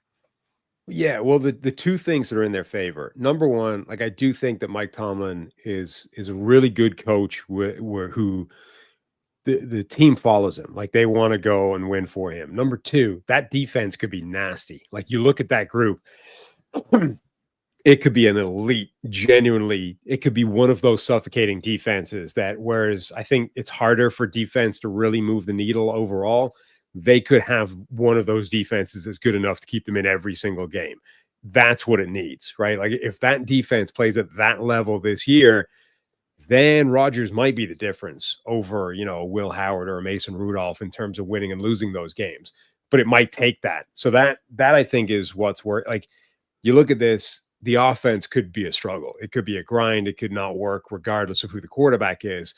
But that defense might be good enough that they're in every single game. And if they just get a guy that can make a play or two somewhere, it's the difference. The one question that we had in the chat was, what if they didn't have Rodgers? And, Will Howard in the 6th round and then Mason Rudolph coming back after a year with the Titans. I would not be optimistic for this year if you're the Steelers. I mean, but for the long term, with all the draft capital that they have next year, they have a ton of draft picks, especially in the top 3 rounds. Could be nice to lose a bunch of games and be picking a quarterback next year finally. Yeah, I mean, I'm going under if Rodgers is not on the roster, and I might be going under even if he is. I think they're definitely under that number if they have to start Rudolph and Howard and whoever else. With Rodgers, maybe the defense is just good enough that they could sneak over that total, but I think I would still lean under with him. Oh, just for the fun, we're going to say under. With or without, we're going to go under, and Rodgers gets to be the quarterback that ends the streak for Mike Tomlin. Let's go Houston to AFC South here. Houston Texans. By the way, in the North, we haven't been recapping the division. Who do you have winning the division? Ravens, Bengals? Choosing between those two? Yeah, Ravens from the Bengals. Okay. We'll have our official picks in August heading into next year. Wrap it up with the AFC South. 4 more teams here. Houston Texans. They have an over-under of 9.5 for Houston, and Cynthia has them well under at 9. You know, a lot of hers are percentage points off. 9 is her total for Houston, last year's AFC South champions. Back-to-back years finishing in the final 8 for Houston.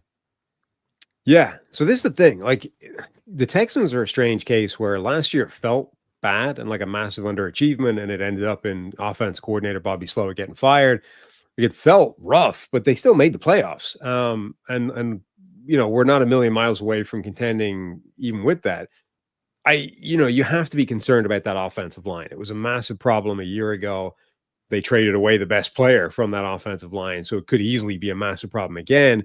I do think, though, that it should be better even with effectively the same personnel or similar personnel, because I think the problems were more structural than they were individual players getting the sum of the individual players being terrible. I think that group could be okay. The receiving core now is fascinating with Nico Collins and the Iowa State duo added in the draft. You had Christian Kirk there as well. Mechie, those guys are still there. The backfield with Joe Mixon, like, he should still be a good bell cow for them. And then CJ Stroud, as much as he regressed, I thought he would impress last year given the situation around him. So, I mean, I can imagine the Texans offense being pretty good again.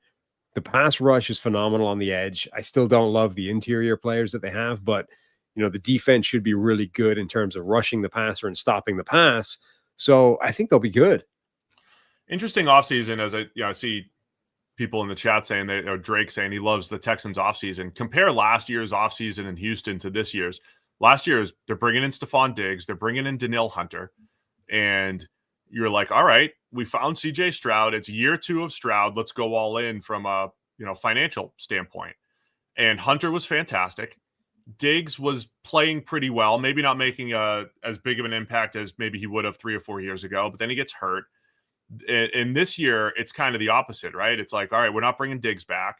We're trading Laramie Tunsil. You start to lose some of the big names, but I would say the offensive line moves are like, all right, we've got some internal candidates, and we'll bring in a Cam Robinson. We'll kind of stitch it together. It's just less flashy, but maybe better for the long term, especially because of those Iowa State 2 receivers that you've added to the mix there. And then it was a whole bunch of, I've been talking about their defensive line depth a lot, little additions here and there, and bringing people back and feeling good about the defensive line. And they're in really good shape defensively. They could have one of the best defenses in the NFL. So I think their offseason, certainly not as flashy as last year because they have more big names out the door than in the door, but still might be some better moves this year, maybe even than last year.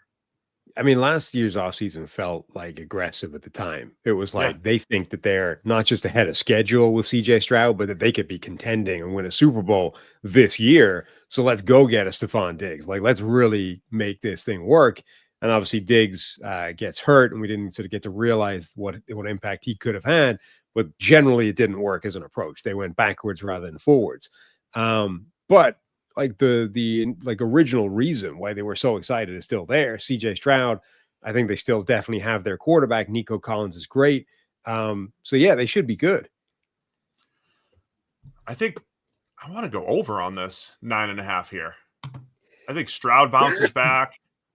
The defense has a chance to be top notch, right? You have defensive line depth with star power with Will Anderson and Danielle Hunter. Derek Stingley continues to get better. CJ Gardner-Johnson coming in to add some versatility and depth to the secondary. Year 2 of Kalen Bullock back there. Kamari Lassiter looked good as a rookie to complement Stingley, despite running the slow 40. I mean, there's a lot to like here. I mean, it really does come down to the offensive line. Some trust that the new system, some development from younger players, and just reshuffling, it won't be as bad as last year. Which, by the way, it's like that whole group 2 years ago wasn't that bad from an offensive line perspective. That stuff can fluctuate a little bit. So yeah, I'd be optimistic if I'm the Texans. A lot comes down to the O-line, and you got a lot of sneezes over there. Whether or not Iowa State receivers, like how big of an impact they make right away. And oh, by the way, when Nico Collins was out there, I mean, he's looking like a top 5 wide receiver out there. Not just good, but top 5 type of impact receiver over the last couple of years, or at least he's projecting like that. So I'll take the over on the 9.5 here for Houston. Yeah, I mean, if you look at just record, they had the same record in each of the last 2 years. It's just that we expected them to improve last year and they didn't. So it felt like they went backwards, but actually just in terms of wins, they stayed the same. I think, I kind of, so it feels weird to couch it or to frame it as a bounce back, but I feel like they will bounce back this season and sort of, correct what happened a year ago and move forward this year. So yeah, over. Next up's the Indianapolis Colts. Where are they? I got to scroll down. The rest of the South is projected a lot lower. 7.5 here for the Colts. Cynthia has them just at 7.6. They're a tough one to peg because it starts at the quarterback position, right? I mean, I could easily see Daniel Jones having his best statistical season in this environment in the Dome. Let's not forget the Dome versus outdoors against in New York or in New Jersey. Dome, probably his best offensive line, best group of pass catchers. So if Daniel Jones plays, I mean, I could see them being pretty competitive. Plus, they've got some talent on the defensive side of the ball, as we've said a lot with Chris Ballard. Solid roster top to bottom. It's just a matter of what kind of quarterback play they get. Yeah, I mean, this shows how powerful the quarterback is in terms of moving the needle on wins, losses, projections, the line in any given week. This is a really good roster. Both sides of the ball, top to bottom, positions 2 through 52, I guess, because there's the extra quarterback. But the quarterback is a battle between Anthony Richardson and Daniel Jones. And that terrifies everybody because both those guys may end up being below average starting quarterbacks. Look, I think if Richardson wins the job, the thing about Richardson is he's been wildly inconsistent, wildly inaccurate, wildly inefficient as a passing quarterback.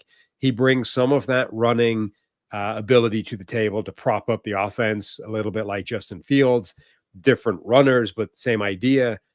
His really biggest issue, though, is he's been injury prone. Like, he hasn't shown he can stay healthy for a full season, let alone play well while being healthy. But all that has meant that his career is less than a season old in terms of like games started. And this was one of the least experienced quarterbacks coming to the league ever anyway. So he has barely played football. And I think we need to be aware of that when we're talking about like, where is he? What is he? How is he just a bad quarterback? Whatever he is right now is probably not what he can be based off how inexperienced he is. So that's relevant when we're talking about his, the battle to win this job. And then the Daniel Jones side of it, I think you're right. This would be the best situation that Daniel Jones has been in the NFL. And okay, it didn't last long. And maybe it was a more reflection of the front office getting greedy with contracts than it was actually a reflection of his play. But Jones has already played well enough to get himself like a $40 million a year contract. So if this is better than the situation he was in then, Jones is capable of taking this team on a run. I think that's definitely true. Yeah, so the 7.5, this is a tough one for the Colts because again, I don't know that if I was ranking the job that Chris Ballard has done as far as adding talent, I don't know if I don't think I'd put him in the top 10. I don't think I'd put him in the bottom 10, right? They're just back in this solid bucket here, but I think there's a world where Daniel Jones or Anthony Richardson and his development. I don't know how much patience you have with Richardson because of all the inexperience.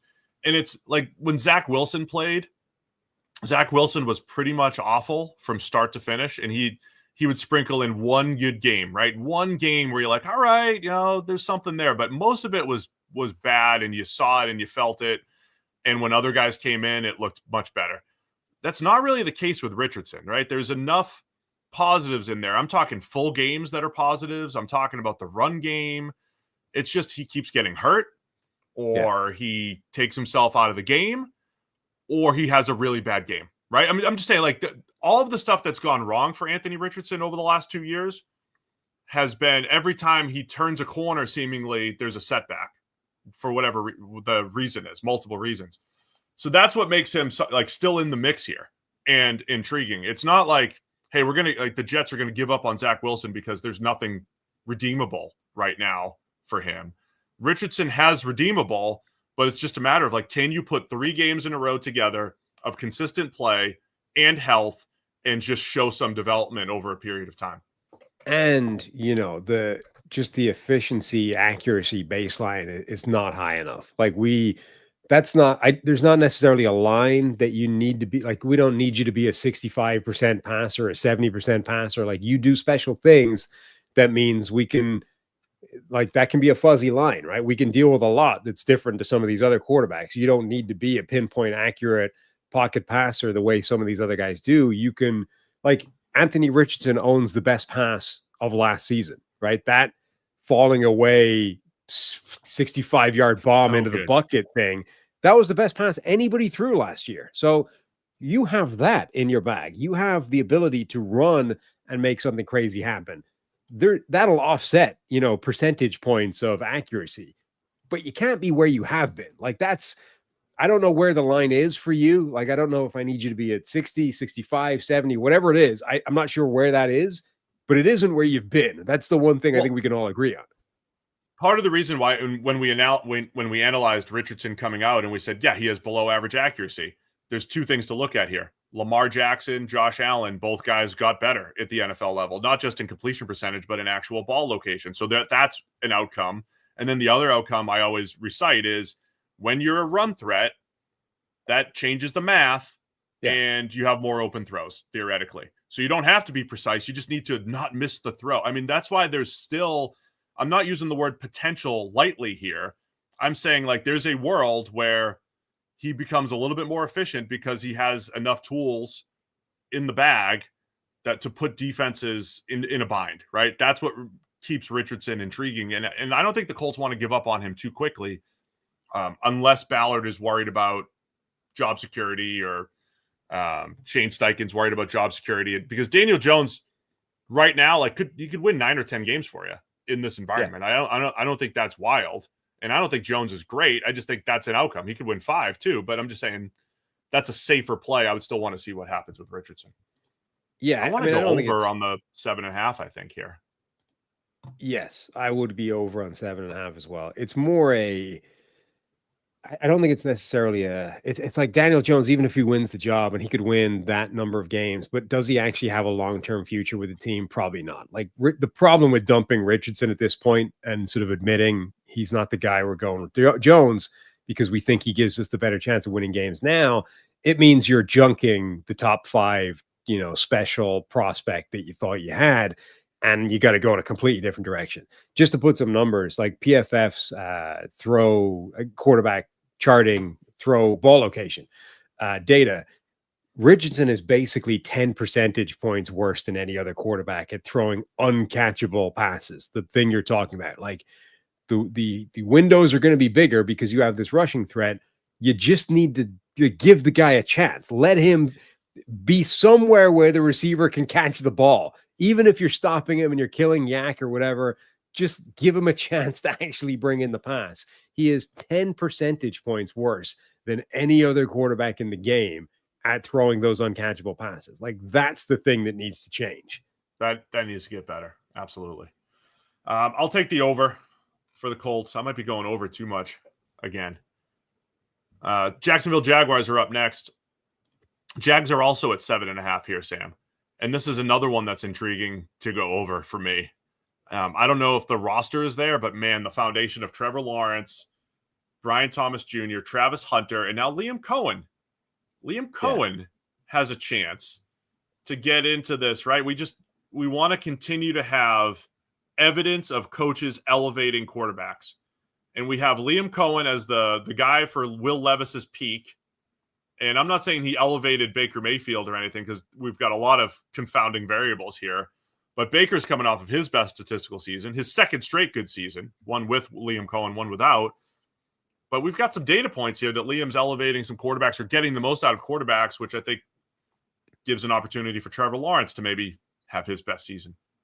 Have you seen the immediate rookie sighting overreaction that's happening at the moment with Travis Hunter? Is he too skinny? No, he can't run routes. Oh, jeez. What did he do?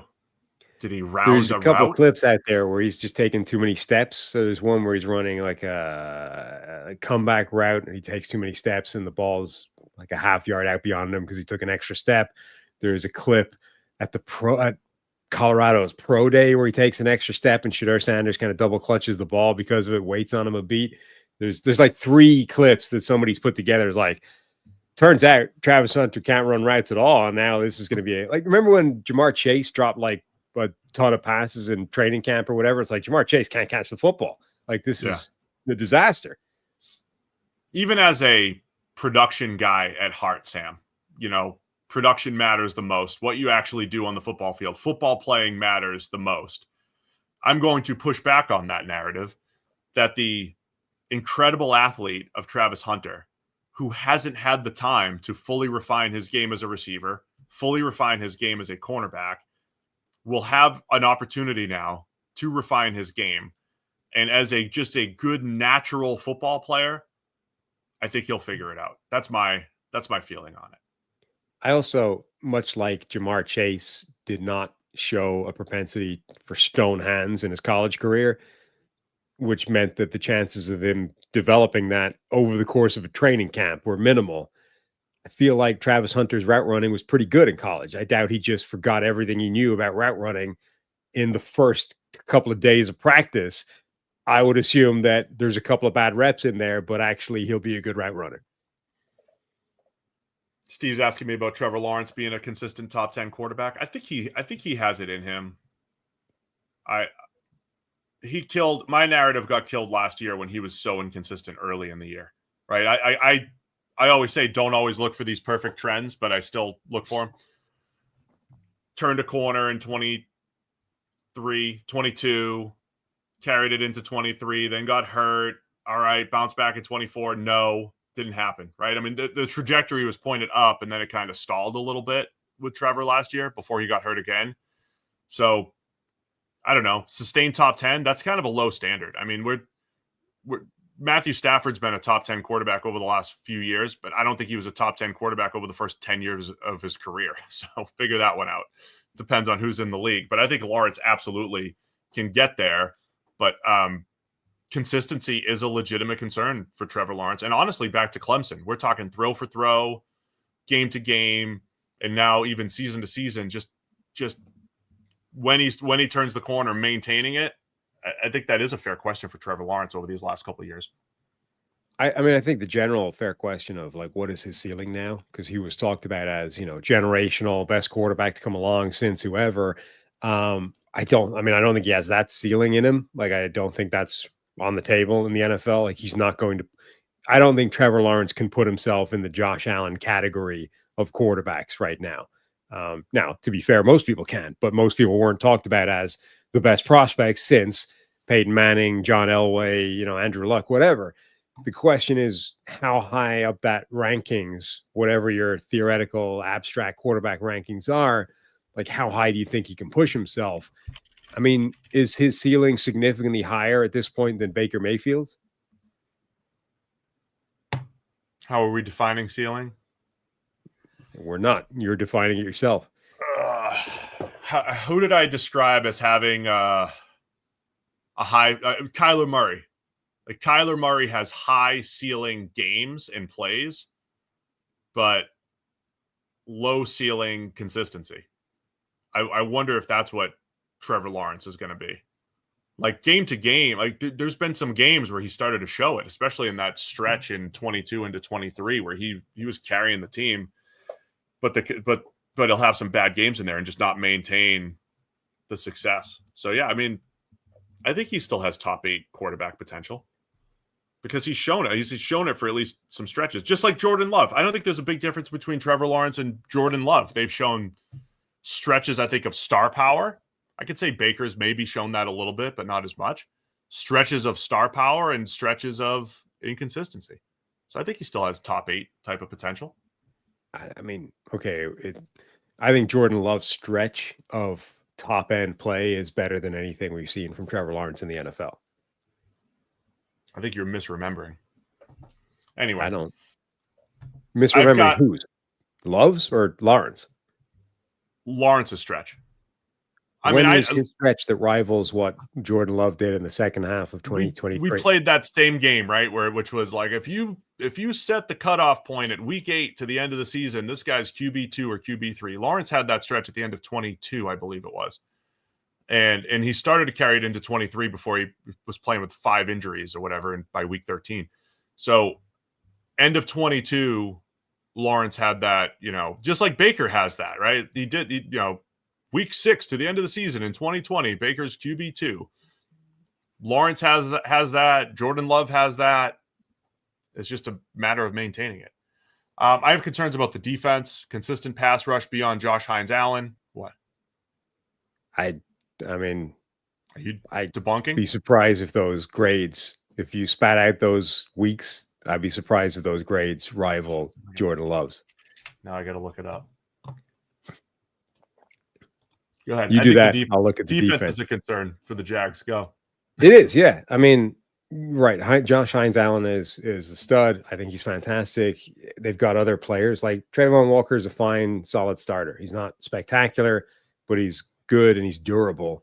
Corner, I think, is a potential issue. They need Tyson Campbell to get back to his best play, which doesn't show massive signs of happening.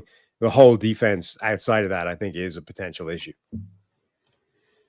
So if we go weeks 9 through 18 of 2022. Yeah. Joe Burrow, 92.7. Lamar Jackson, 90.5. Trevor Lawrence, 90.3. Patrick Mahomes, 89.8. That resulted in 90 for Trevor Lawrence? Yeah, you don't know how. Oh, hang on. Is that you regular season or are you adding the playoffs in there as well? Just regular season. Okay. Because we were talking about this going into the 22 playoffs. Remember, they finished and they lost in the divisional. They won the wild card game. They lost in the divisional round. And that was where narrative wise, it was like, all right, this is year 2 in the second half of year 2.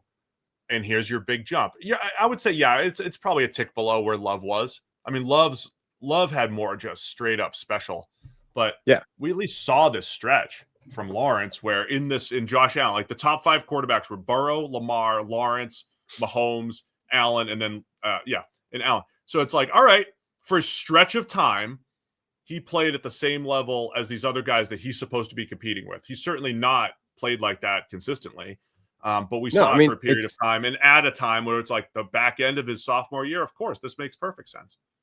Yeah, I mean, it's definitely the best stretch of his career, and there were 4 or 5 games in there that were really impressive, but it didn't feel like as sustained a run as the Jordan Love run that we got in 2023, where basically for the entire second half of the season, he was playing out of his mind. All that said, where are you going with the Jags here? 7.5. What do we say their thing is? Over under 7.5? Yeah. I'll go over that just because I'm excited about the combination on offense. Yeah, I'll go over that as well. I think they'll be exciting offensively, and they might get the coordinator positive aggression on defense too. It's not disastrous, but they were in rough shape defensively last year. Let's wrap it up. Last team, 32 out of 32 this week. Win totals for the Tennessee Titans. Their projections at 5.5, 5.5, just like the Jets and the Browns. The lowest win total or over under in the AFC, tied with the Browns and Jets. 5.5 for the Titans. one of only 3 teams with no primetime games this season on the schedule. Cleveland was one of the other ones. I forget who the third team was, though. Really doubling down on the Cam Ward hate. I mean, the whole... there was a time in sports where the primetime games were not just the biggest ratings driver. It was actually, there was a point where the national games, you would be like, hey, I never get to see this team. This is a great opportunity to see these players I don't see. But then it's really become a big-time money grab where Sunday Night Football's vying for every Cowboys big game, and Monday Night Football wants it. And I get it, but there was a time when you used to get exposed to lesser teams in primetime, and it was like the only opportunity you might see, and it was a great way for the players to make a name for themselves. I mean, like the rest of the world, this is just the way everything has gone in the last 50 years, where we have skewed towards the things that move the needle. Some people could say, look, check the mic. They used to do stuff like draft watch-alongs and things that I really loved that got lesser views. Now they do these all 32 team shows. They get way more views because you get all the fan bases involved. Maybe we've sold out too, Sam. At least we're talking about all 32 teams. We're not just being like, nah, we're only going to talk about the Cowboys for the next 6 weeks. No. Our version of selling out is bringing in all 32 team shows to the table here. Titans are a tough one to peg here. Year 2 of Brian Callahan, but year 1 of a massive front office overhaul. So it's new talent and players coming in.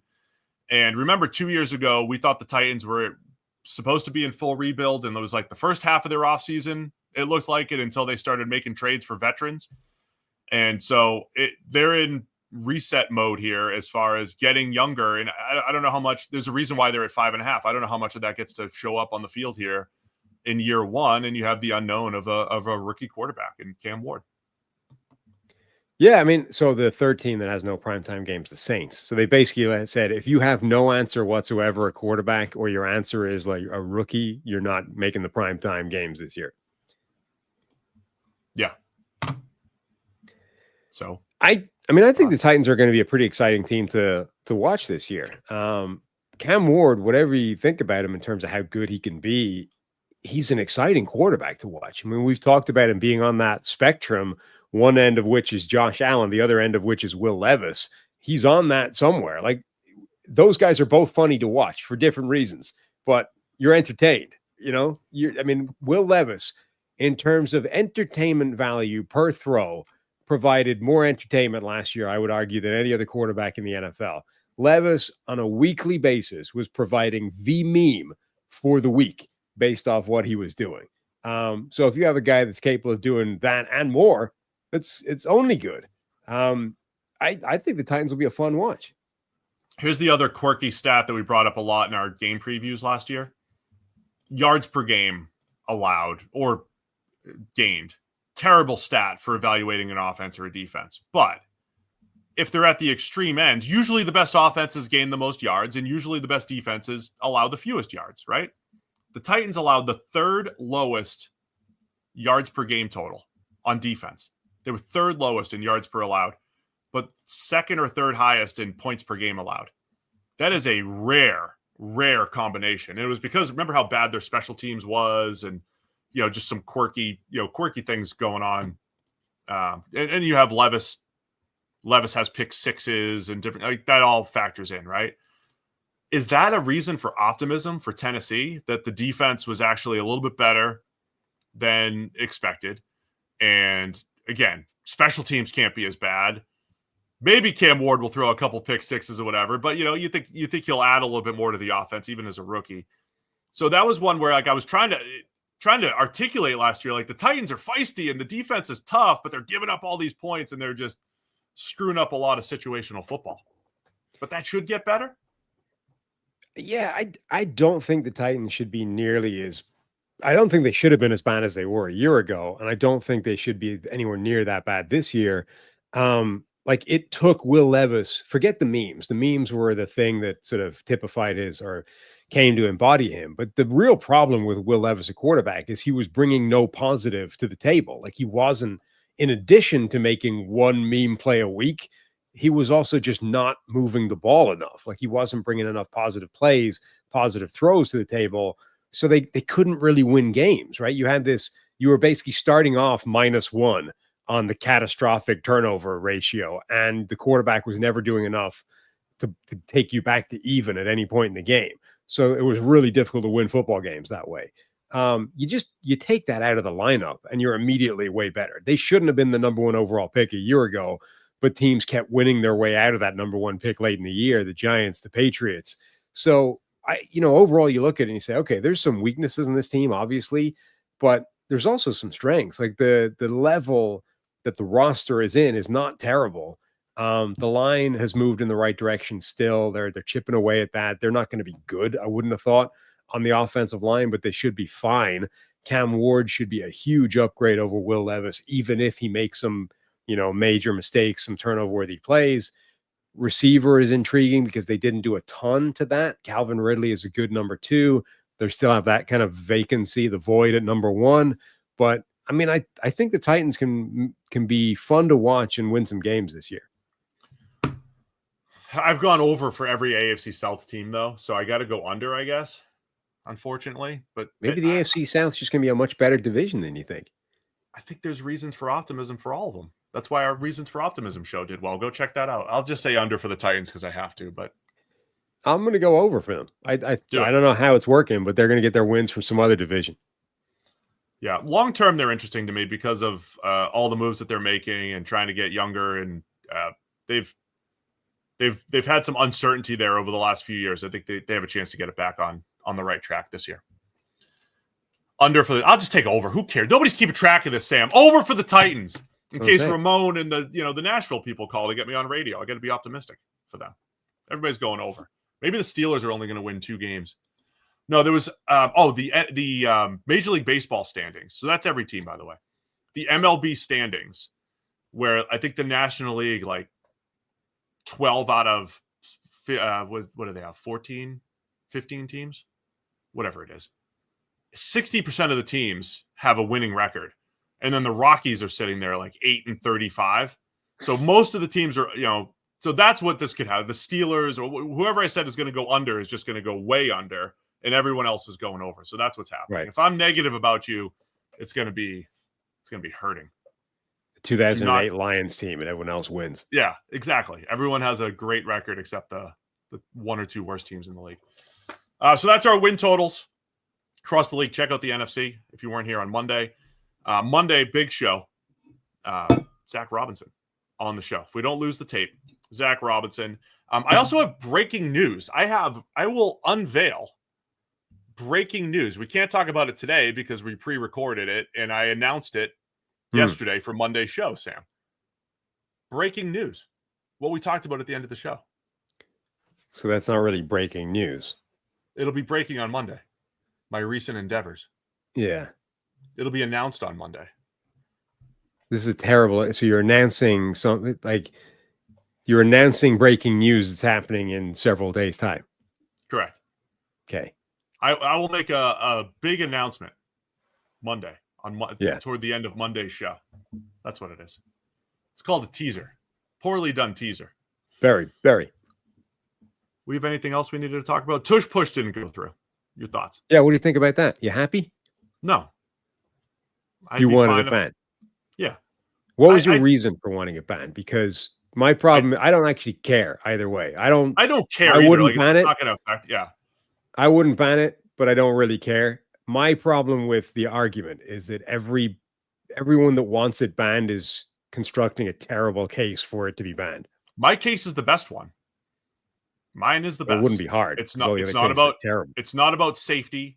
It's not about, we're mad because the Eagles mastered it. Yeah, we're mad about that. I don't want to see ball carriers pulled, pushed, any of it. I don't want to see any of it. I don't want to see ball carriers aided in any way. I don't remember even when that changed, and I don't think they should. I also think the QB sneak, like I looked it up just for fun. Like Tom Brady has a higher QB sneak conversion percentage than Jalen Hurts. So, and Hurts has 4 fumbles. He has more opportunities because they do it so much, but he has 4 fumbles in there. It's not because it's unstoppable, but I think you're taking this QB sneak, which if you put the time and effort into it, I love a good QB sneak. I like the QB sneak package for the offense. I like getting to the line and saying I could go either A gap, If you go uber bear front, I can go B gaps. I can go over the top on the goal line. I like the QB sneak package. If that's all taken, we can go wide zone. I like that as an offensive concept. And I think you can do that. There's some creativity with it. I think just pushing the dude with the ball is stupid. That's the take. That's why I don't like it. It's stupid and it's not entertaining, and I don't like it. Yeah. I do think, though, so the push play is not particularly entertaining. I do, however, think that the rolling maul that also is a byproduct of that pushing stuff is entertaining. Like when offensive linemen plow into a pile 10 yards downfield and we start trucking, that's fun. I like that. I don't want to see that disappear just because we have to nuke the play that isn't actually a problem. The other thing is rolling maul is fun because it's not as designed. It's more spur of the moment. Yeah. You just jump but in. That's part of this. That rule affects both those things. If I you understand. mix punching, those plays go away too. I understand. I'm willing to sacrifice 3 rolling mauls a year to get rid. And look, I don't care. I'm not going to like stop watching football because of this. I'm like 51% ban it, 49% don't ban it. That's where I am. But I would lean toward I'd rather not see it because I also think there's an alternative where the Eagles QB sneak percentage goes from 90% to 89%, and we lose the push part of it, and we'll all live. That's the big thing, is that people are completely misrepresenting what this is an argument over in the first place. They're like, oh, this is this unstoppable play. Well, number one, it's not unstoppable. Number two, if it's so unstoppable, why is every other team unable to execute it? Number three, the Eagles would be basically just as good if they didn't do the push play in the first place. I forget who it was, but somebody went through and watched like the last 35 push plays that the Eagles have run and like basically looked at how many of those actually needed the push in order to convert. And it's like most of these would have been good without the guy getting touched, right? Yeah, most you of take it's the play surge. away tomorrow. It's the way they surge the line. They're just a really good like, sneak team that also happens to have like an insurance policy of, hey, if it does get stalled, you're going to have a running back and a tight end shoving you and making sure you get over anyway. That's the thing about if they were taking a play, right? If they were taking like a 3rd and 5 play that has a 40% chance of converting, and they found some sort of trick in the rules to make it 80% conversion. You took something that's 40 or 50% and you make it 80 or 90%, then it's like, all right, there's some they're skirting the rules. But they took a 90% play and made it 92%, whatever it is. And the last thing is, anyone's like, well, it's just an ugly play. I don't like it. It's rugby. It's not football. It's blah, blah, blah. It's not like it's getting replaced by anything other than the traditional quarterback sneak, right? Which is not like, if you're telling me that's an aesthetically pleasing play, the tush push is an affront to the game of football. It's ugly. It's disgusting. It makes me sick. But the regular QB sneak, well, that's a thing of beauty. I love that. That should be hung in the Louvre. I'm actually closer to that though, because I think there is an art to it. Because you see poorly run QB sneaks all the time. You see guys rush it. Like there was a reason why Brady was better at it, because there's a sense of timing, there's a sense of which gap you attack, and then there's a counter to it, which is a handoff, right? The other plays that you build off of it. So that's why I think I'm not saying I'm not like watching QB sneak reels in my spare time because I love it, but I think there's an art to the QB sneak package, which is different than, okay, it's 4th and 1, we're just going to push forward and we're going to go, and we know we're going to get it most of the time. Yeah, it's a little bit better. My problem is with the people that are like, well, this is just an ugly football play. Like, it's only going to get replaced by another ugly football play. You're not replacing this with like a flea flicker, right? We're not replacing this with some sort of creative, like, whatever, like the annexation of Puerto Rico. You are replacing one sneak with a different sneak. And so if that's your problem, that's an idiotic argument. But let's just not be disingenuous. It's not. There's one other argument that was valid, and I don't have a strong enough opinion on it, but that the offense might be offsides, and they put the ball in a different place, and maybe they're tweaking the rules a little bit to execute it. Like, that's a more fair argument against it, and I've heard some of those. That's not a reason. That's not a reason to ban it. That's a reason to just call the rules. It's to enforce it properly, right? To enforce the rules properly, right? And I'd be fine with that. That'd be fine if that. Not even to try to take the advantage away, but just don't let them skirt the rules there. Right. But the idea of there's no evidence on the injury front. Right. I mean, Patrick Mahomes got hurt on a traditional sneak, and they haven't run one since because of it. And that's injuries are rare on those things. So just say you don't like it because it's not entertaining. I think that's a fair argument against, and that just ball carriers shouldn't be aided anywhere on the field. Like, that's a fair argument to make. That's fair to have, even if you'll probably have people split down the middle on that opinion. I don't even think it's not entertaining is a good argument. I think the only acceptable argument against the tush push play is it's inherently unfair because you can push a runner and you can't push a linebacker to offset it, right? That's my real acceptable argument, in my opinion. That's where I am. I don't want ball carriers pushed or pulled. Yeah. Do it yourself. There's a reason why you have blocking. Use your blocking. Go get them. All right. That's it. All right. So we're officially 9 a.m. from here on out. Rest of the offseason here. We'll see what happens during the regular season.